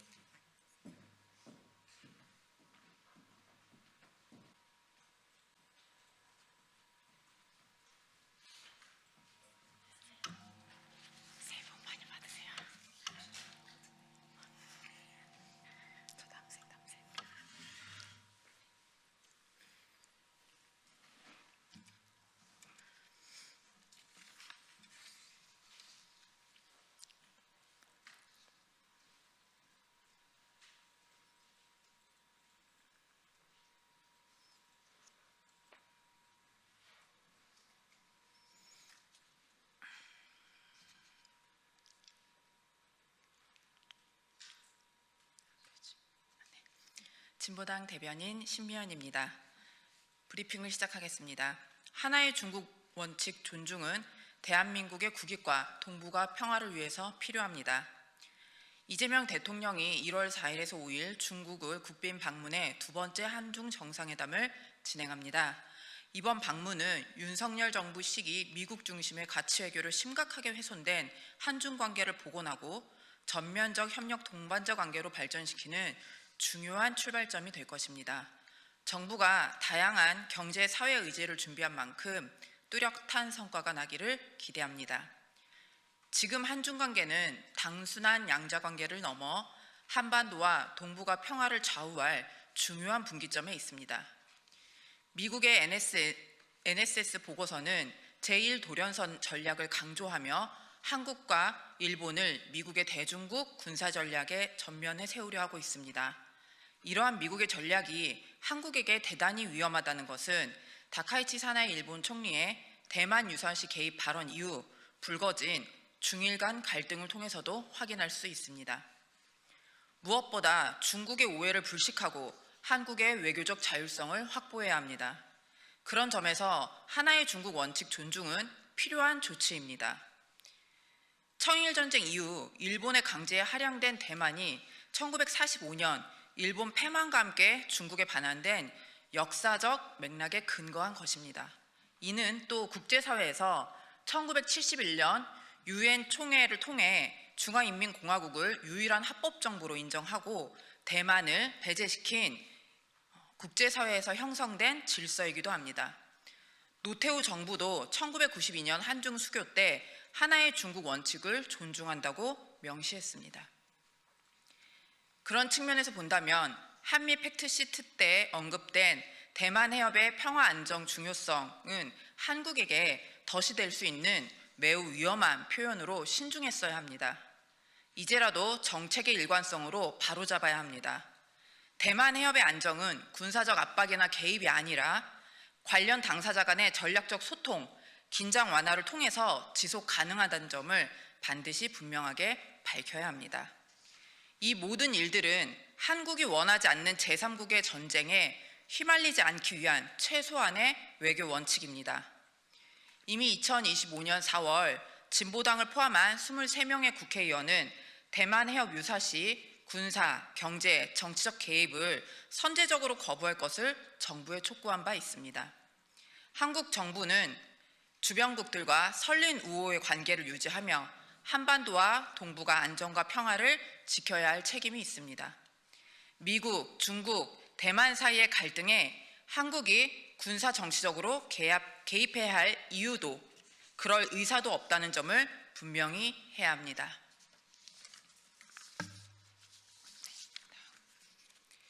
고정밀지도 온풀법, 정보통신망법 다 반대하는 미국, 통상 문제 아닌 내정 간섭입니다. 31일 미 국무부 대변인은 성명을 통해 한국이 디지털 서비스에 불필요한 장벽을 둬서는 안 된다며 이 법안에 대한 신중 검토를 촉구했습니다. 고정밀지도 반출을 강요한 것으로 시작으로 온라인 플랫폼법, 정보통신망법까지 반대한 것은 한국의 디지털 시장에 어떤 규제도 용납하지 않겠다는 압박이자 입법 주권에 대한 침해입니다. 물론 정보통신망법은 표현의 자유 훼손, 기업에 의한 사적 검열 확대, 물론 정보통신망법은 표현의 자유 훼손, 기업에 의한 사적 검열 확대, 자의적 기준에 의한 피해 등 중요 문제점을 가지고 있습니다. 그러나 이러한 문제는 한국 사회 스스로가 판단하고 결정할 문제이지 미국의 지적이 정당화될 수는 없습니다. 미국의 계속되는 법안 반대 목적은 구글, 메타, 애플 등 자국의 빅테크 기업 보호입니다. 이미 한국의 디지털 시장은 미국 플랫폼 기업의 과도한 독점 상태입니다. 유튜브는 동영상 시장에서 88% 이상, 데이터 사용량에서도 42% 이상 점유하고 있습니다. 구글 앱마켓은 국내 시장의 75% 이상 점유하고 있습니다. 그런데도 미국 기업 차별이라는 피해자 행세는 한국 시장의 지배적 지위를 유지하기 위한 미국 이기주의에 불과합니다. 심지어 미국 내에서도 반독점 기업 규제법이 있고 그를 근거로 독점 기업인 구글에 대한 강제 기업 분할까지 검토한 바 있습니다. 그럼에도 불구하고 한국에 독점을 더 보장하라는 것은 명백한 이중잣대이고 주권 침해입니다. 이는 통상 문제도 경제 문제도 아닌 내정 간섭일 뿐입니다. 디지털 시장에 대한 공정성과 규제 필요성은 이번 쿠팡 사태를 통해서도 이미 충분히 확인되었습니다. 한국 디지털 시장 규제는 국민과 소비자를 보호하고 시장의 공정성을 회복하는 필수 조치입니다. 미국은 일체의 간섭을 중단해야 하고 정부와 국회는 실효적 입법 논의를 중단 없이 해나가야 할 것입니다. 이상입니다.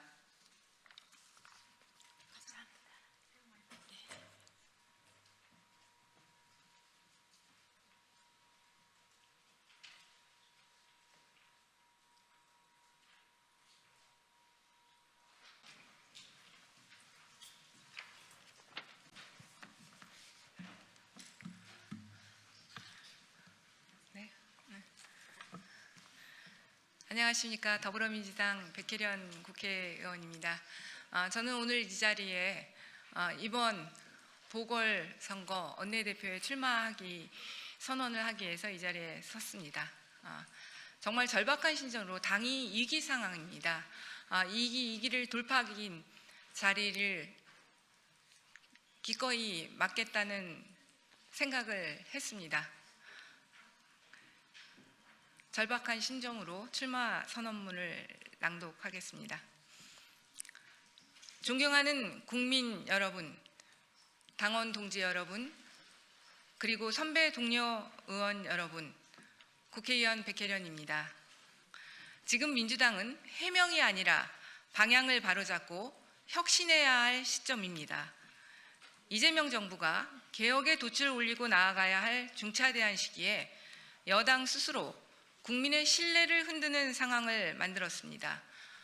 당의 구성원으로서 그 책임을 무겁게 느끼며 먼저 국민 여러분께 송구하다는 말씀을 올립니다.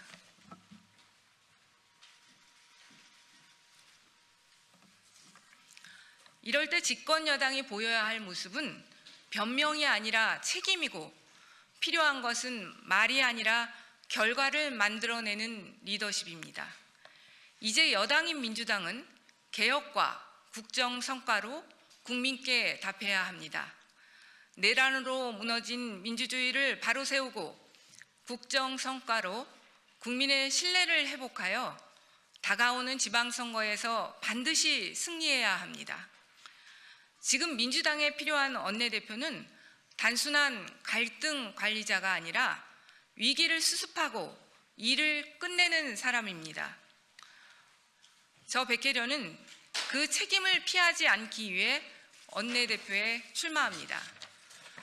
저는 당의 최고위원, 사법개혁특별위원장, 여성위원장, 대변인, 정무위원장과 법사위 및 사개특위 간사, 원내 부대표까지 당과 국회의 최일선에서 책임을 맡아왔습니다. 저는 전국에 꽉 막혀 있을 때 치밀한 전략으로 문제를 해결한 경험들이 있습니다. 패스트트랙 국면에서 사개특위 간사로서 헌정사상 최초로 전자입법 발의라는 방법을 통해 꽉 막혀있던 전국을 돌파했습니다. 이제는 모든 의원들에게 일반화된 전자입법 발의는 이렇게 탄생했습니다. 윤석열 탄핵 국면에서는 가장 먼저 헌재앞 기자회견과 1인 시위를 제안하였고 계란 테러를 당했습니다. 그 결과로 국면이 바뀌었습니다. 국민의힘의 몽리로 모든 민생 법안이 통과되지 않고 전국이 꽉 막힌 이때 세밀하고 치밀한 전략으로 돌파할 자신이 있습니다. 빛의 혁명으로 탄생한 이재명 정부에 대한 국민의 요구는 분명합니다. 내란을 종식하고 사법개혁을 완수하며 민생 회복과 경제 성장을 이루어 정의가 제대로 작동하는 나라를 만들라는 것입니다. 초선 때 사개특위 간사로서, 재선 때 법사위 간사로서 사법개혁의 기틀을 만들고 다져왔습니다. 이번에는 당의 사법개혁특위 위원장으로서 사법개혁 법안들을 직접 발의하였습니다. 결자해지의 자세로 내란을 중식하고 사법개혁의 과제들을 최종적으로 완수하겠습니다. 당정청 간의 빈틈없는 소통으로 민생과 경제성장을 책임지는 여당이 되게 하겠습니다. 당정청 간의 원활한 소통을 넘어 성과를 만들어내는, 결과를 만들어내는 당정청 원팀이 되겠습니다. 당정청이 원팀이 되어 6.3 지방선거 승리의 견인차가 되겠습니다. 이제 민주당은 당내 갈등의 언어에서 벗어나야 합니다. 누구 편인가가 아니라 누가 책임지고 일을 해낼 수 있는지가 판단의 기준이 되어야 합니다. 저는 원칙과 유연성 그리고 균형 잡힌 판단으로 화합을 이끌겠습니다.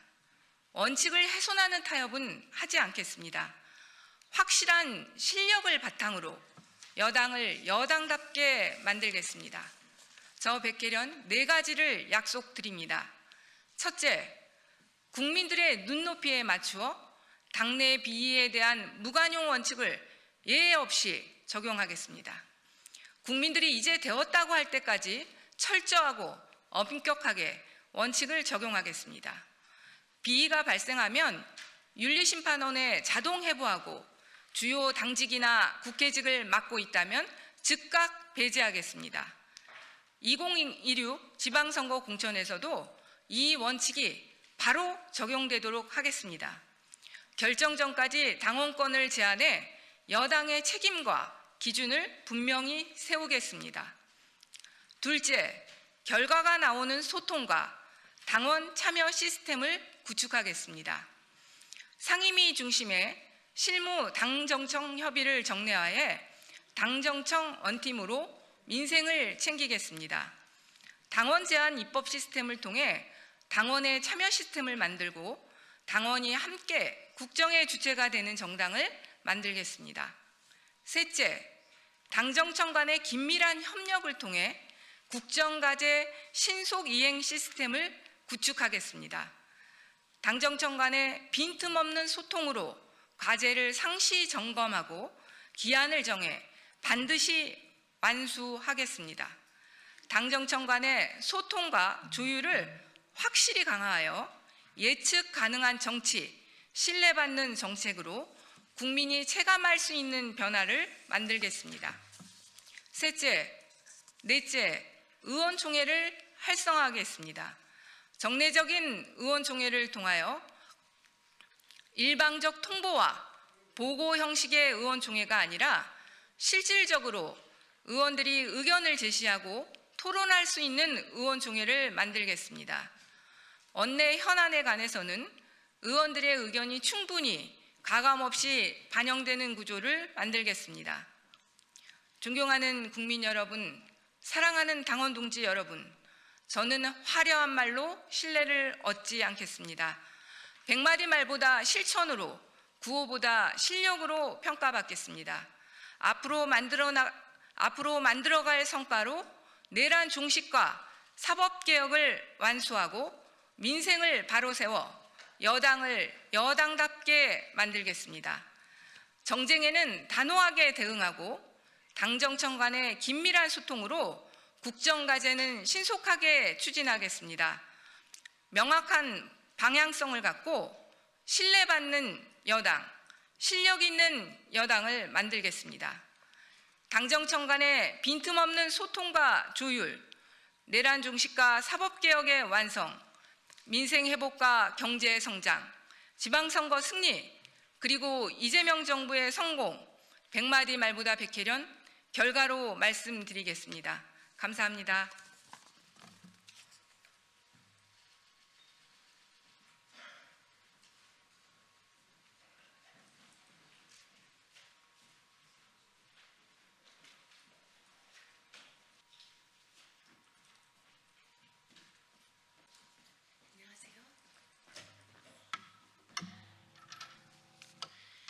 힘 없으시겠어요?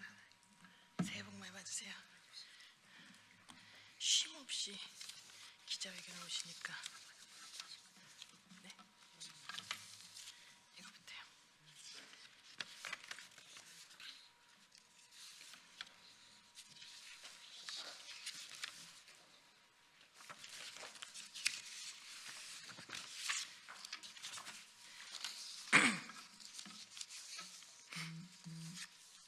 국회의원 서영교입니다. 안녕하세요. 2026년 새해가 밝았습니다. 여러분, 새해 첫날 뭐 하셨어요? 예, 저희는 해맞이, 지역 주민과 함께 해맞이를 했습니다. 유난히 날이 좋아 태양에 떠오르는 모습을 잘 볼 수 있었습니다. 그 해맞이에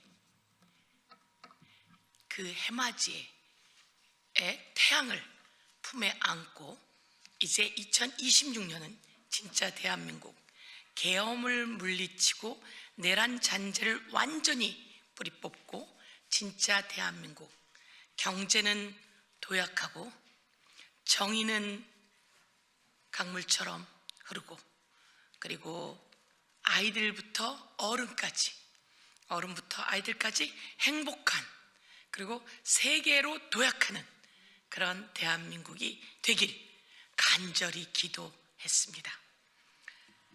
국회의원 서영교는 서울시장 선거 승리를 위해 매진하겠습니다. 명태균 여론조사 비용 대납으로 시작된 오세훈의 당선, 명태균 무상 여론조사로 시작된 윤석열과 아주 닮은 꼴입니다. 그래서 오세훈 시장을 아웃시키고 서울시장 선거 승리를 가져오는데 매진하겠습니다. 오세훈의 서울시가 아닌 서울 시민을 위한 서울시를 만들어 내겠습니다. 일 잘하는 국회의원 서영교, 윤석열 내란 잔재 완전히 뿌리 뽑는 길은 오세훈을 서영교로 교체하는 길입니다. 많은 분들의 원내대표 보궐 출마 요청이 있었습니다.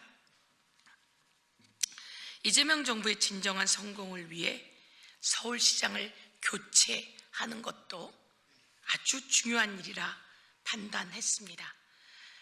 지금도 많은 분들이 원내대표 보궐선거 출마 요청을 하고 있는 상태이고 많은 분들의 요청이 있는데 저는 서울시장 출마를 언론을 통해서 그리고 여러 과정을 통해서 밝혀왔고 활동해 왔습니다.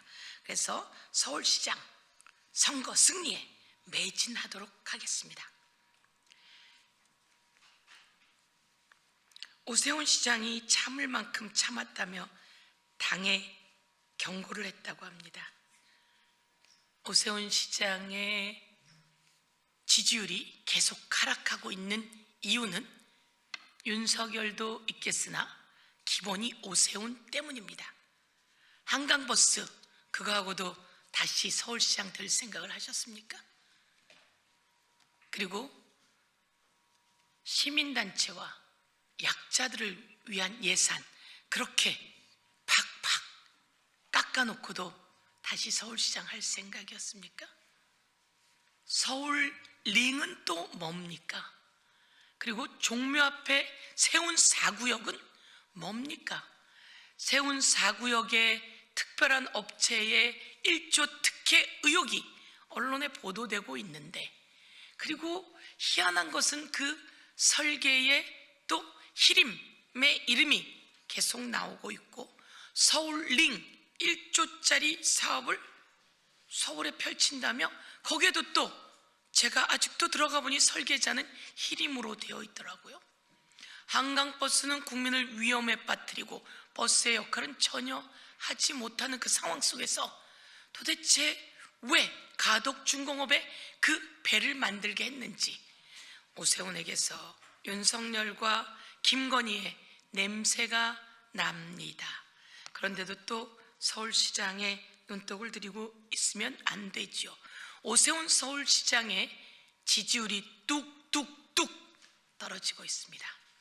일 잘하는 국회의원 서영교가 어르신들의 일자리를 만들고 아이들이 행복한 아동 수당을 높이고 부모들이 아이들을 양육할 수 있는 여건을 잘 만들어주고 학교 다니는 아이들이 학교에서 모든 활동을 하면서 세계 최고로 커나가는 꿈을 키우게 하는 서울 서영교가 만들어 보겠습니다. 청년들에겐 근심투성이었던 오세훈의 서울 청년주택은 이제 정리하고 진정한 청년들의 행복한 주거 환경을 만들고 청년과 신혼 부부가 새로운 희망을 갖고 일할 수 있도록 그 주거 환경 만들어내겠습니다.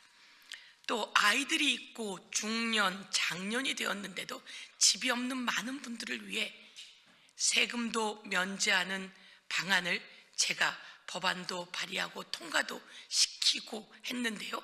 이제 그분들을 위한 주택 공급 서영교가 해 나가겠습니다.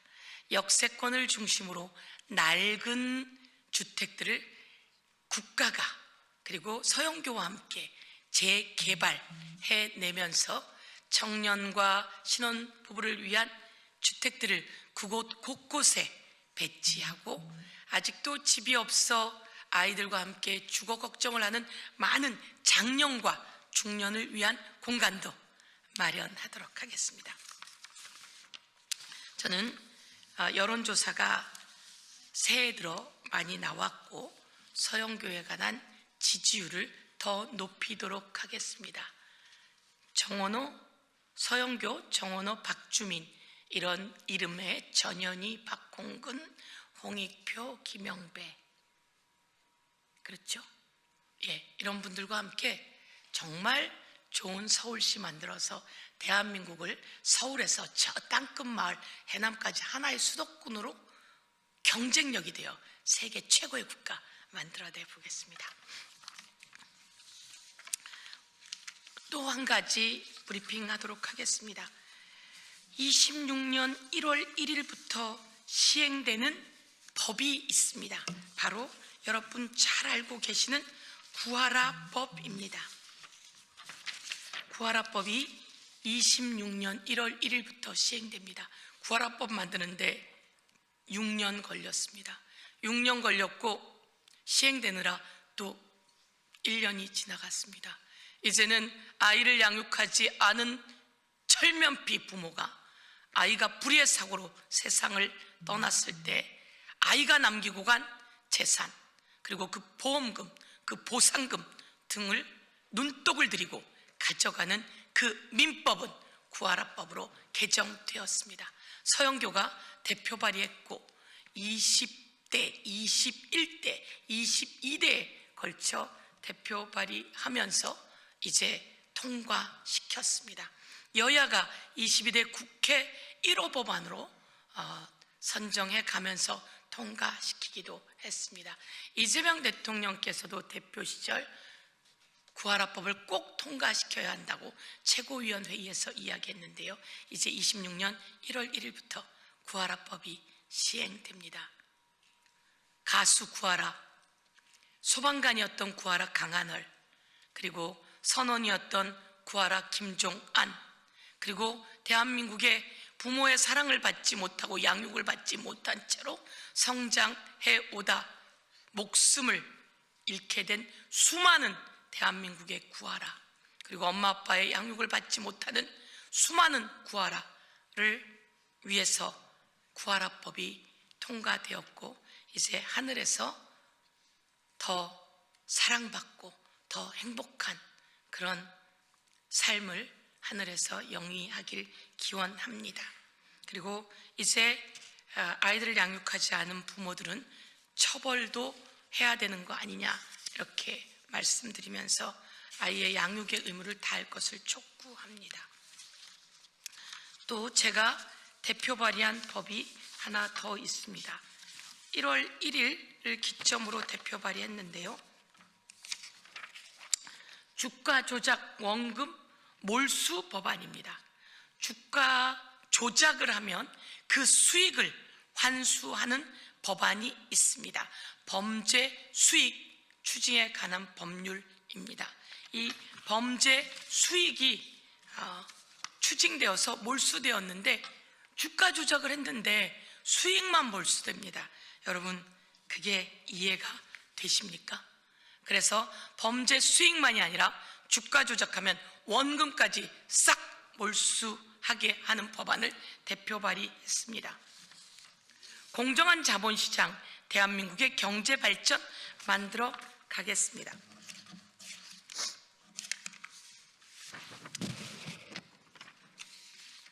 김건희 주가 조작 등을 보면서 우리가 이 법안의 필요성을 이야기했고, 이재명 대통령이 시장 불신에 한국 기업 여전히 저평가받고 있다, 주가 조작하면 패가망신해야 한다라고 하는 말씀도 하셨고요. 이와 함께 저희가 법안을 대표 발의했습니다. 이 법안을 2026년 상반기에 꼭 통과시켜 내겠습니다. 존경하는 국민 여러분, 새해가 밝았습니다. 코스피가 오전 개장 직후 4,238.63까지 올라 장중 사상 최고치를 기록했습니다. 2026년 이재명 대통령이 되고 코스피가 오전 개장 직후 4,238.63까지 올라 장중 사상 최고치를 기록했습니다. 저는 대한민국의 주식시장, 자본시장에서 공정한 질서를 바로잡기 위해 주가 조작 원금 몰수법, 범죄 수익 은닉 규제법 일부 개정 법률안을 대표 발의했습니다. 핵심은 주가 조작 등 시세 조종 범죄에 대한 이익뿐만 아니라 투입된 원금까지 범죄 수익으로 규정하여 몰수, 추징할 수 있도록 하고, 관련 자금을 고의로 은닉하는 경우에는 범죄 수익 은닉죄로 처벌할 수 있도록 했습니다.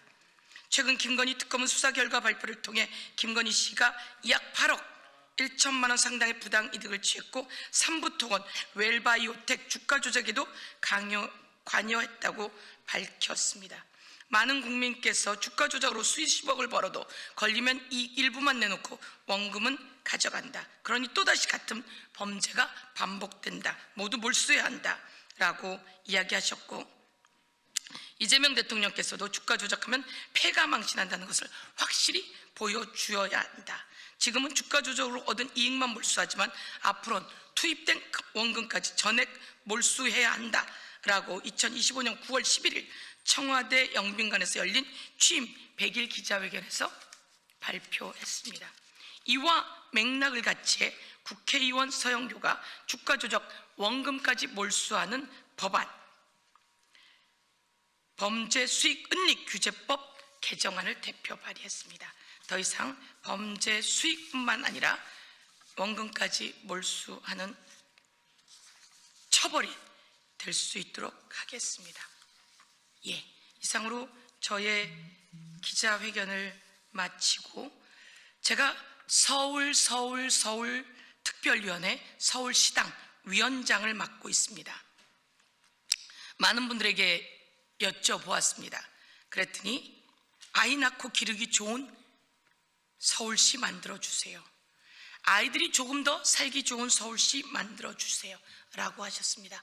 꼭 그렇게 해내겠습니다.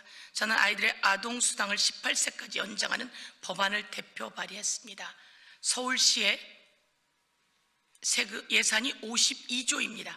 그 52조에 이자 붙여서 아이들과 학생들과 어른들과 그리고 어르신들께 모두 이자 붙여 돌려드리겠습니다. 또 이런 이야기 하셨습니다. 일자리가 늘어나면 좋겠습니다. 65세에서 70세 어르신 일자리가 더 많아졌으면 좋겠습니다 라고도 하셨습니다. 어르신 일자리 꼭 더 많이 확충하겠습니다. 제가 있는 중랑구에서도 어르신 일자리를 많이 확충해서 그 어르신들께서 돌봄을 해주시고, 지역에 청소도 해주시고, 지역의 아이들 학교 등교도 도와주시고, 여러 가지 일을 해주고 계십니다. 일자리는 많아지고 사람들은 살기 좋은 환경을 만들고 있습니다. 제가 어르신들의 일자리 꼭 더 만들어 내겠습니다. 자부심 느끼는 서울, 세계적인 랜드마크 서울 만들어 주시고 시민의식이 어느 곳이나 깨끗하고 매너 있는 도시, 아시아 최고 AI 도시 만들어 달라고 하셨습니다. 꼭 그렇게 하겠습니다. 국민의 세금 서울시 52조에 이자 붙여 돌려드리겠습니다. 청년주택 못지않게 중장년층에게 주거 관심이 필요하다 하셨습니다. 맞습니다. 청년과 신혼부부를 위한 주택 꼭 재개발하는 곳곳마다 표시나지 않게 넣어서 제공하도록 하겠습니다. 그리고 중장년을 위한 주거 환경 세금을 면제해주고 생애 최초의 주거 확보라면 세금을 면제하고 그리고 그들을 위한 주거 공급 제가 재개발하는 곳곳마다 만들어서 특별하게 공급할 수 있도록 하겠습니다. 세계적인 도시로 우리 전통 문화와 스마트 팩토링 첨단 도시로 세계 중심 도시로 출퇴근이 덜 힘든 도시로 그리고 세계적인 금융도시 서울로 만들어달라 이렇게 하셨습니다. 꼭 그렇게 하겠습니다. 오세훈 시장의 무능하고 무모하고 무지한 서울시 행정 이제 끝내야 합니다. 한강 버스만 봐도 오세훈 시장은 그만둬야 합니다. 탄생부터 잘못된 오세훈 시장 이제 재판 받는 일에 집중하시고 서울시는 서영교가 책임지겠습니다. 예, 이상으로 기자회견을 마치겠습니다. 감사합니다. 수고하셨습니다.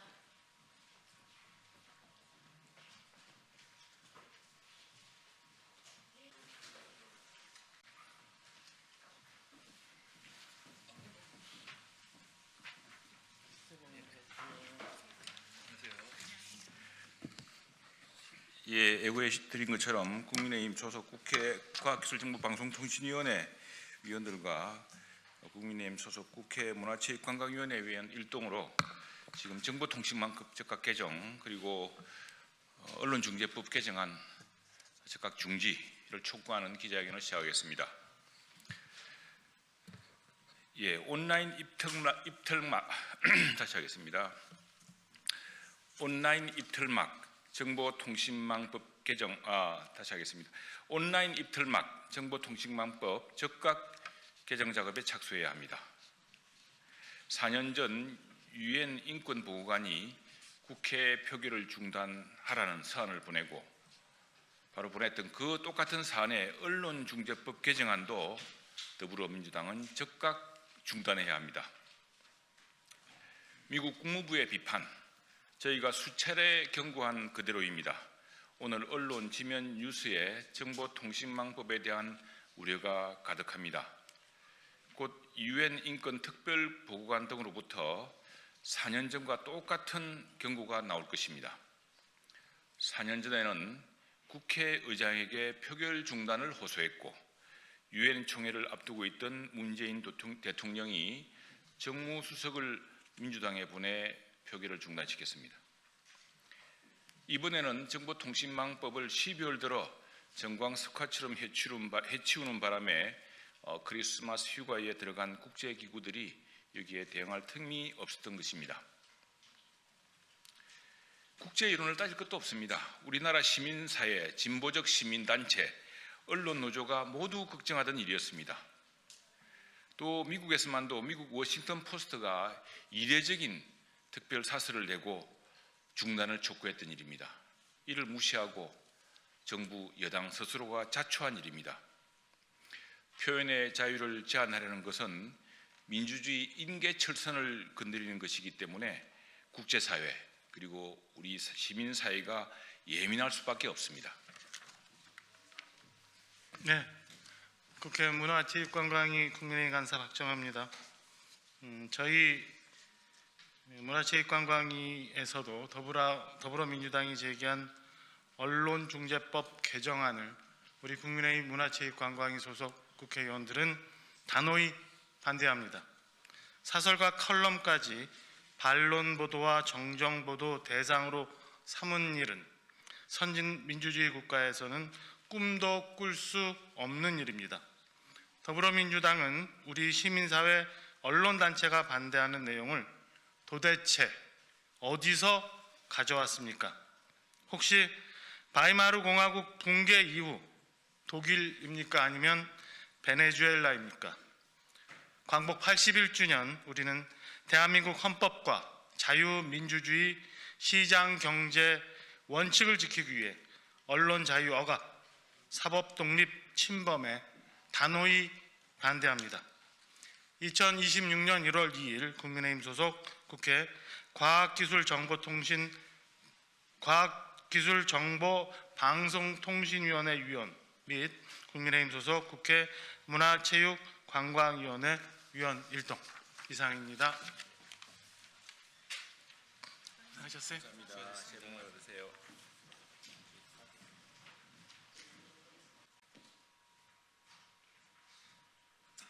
새해 복 많이 받으십시오.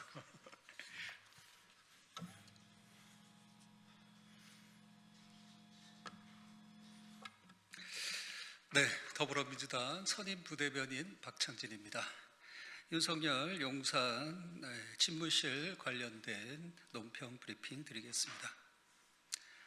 윤석열 용산에 아방궁을 차려놓고 영구적 독재왕국을 꿈꿔왔습니까? 윤석열 정부 시절 용산 대통령실의 내부 모습이 일부 공개되며 국민적 충격과 분노를 자아내고 있습니다. 대통령 집무실 가장 안쪽에 편백나무, 사우나와 TV, 샤워실, 대형 침대가 놓인 침실, 별도의 응접실까지 갖춘 공간이 존재했다는 사실은 실로 경악스럽습니다. 국정을 책임져야 할 대통령이 국정 운영에서는 무능하고 무책임했던 반면 개인의 안락과 쾌락을 위한 공간 조성에는 집요할 정도로 공을 들였다는 점에 문제의 본질이 분명히 드러납니다. 이는 마치 무능한 왕이 국정은 신하들에게 떠넘긴 채 유흥과 태만에 빠져 나라를 파국으로 몰아넣었던 역사를 떠올리게 합니다. 대통령실을 사실상 사적 궁전, 아방궁처럼 꾸며놓고 권력의 자리에 영구히 눌러앉을 심산이 아니었는지 묻지 않을 수 없습니다. 민주공화국의 대통령이 아니라 스스로를 절대 권력의 주인, 왕조의 군주처럼 여기지 않았다면 도저히 상상조차 할 수 없는 발상입니다. 대선 과정에서 TV 토론회에 손바닥에 왕자를 적고 나왔던 장면이 결코 우연이 아니었음을 스스로 증명한 셈입니다. 윤석열은 재임 내내 법치와 공정을 외쳤지만 실제로는 권력을 사이화하고 대통령직을 장기 집권의 도구로 착각해 왔던 것입니다. 대통령실을 여러 명분과 거짓으로 포장해 언론과 국민의 시야로부터 숨기고 나태한 사적 공간으로 전락시킨 행위는 민주공화정의 근간과 헌법 정신에 대한 명백한 모독입니다. 더불어민주당은 대통령실을 사적 공간처럼 전유하게 된 경위, 관련 예산 집행의 적법성, 보안시설을 가장한 은폐 구조의 실체에 대해 철저히 진상 규명할 것입니다. 권력은 잠시 국민으로부터 위임받은 것이지 영원히 점유할 수 있는 자리가 아닙니다. 국민 위에 군림하려 했던 대통령의 흔적은 반드시 역사 앞에 기록될 것이며 그에 상응하는 엄정한 책임을 피할 수 없을 것입니다. 이상입니다.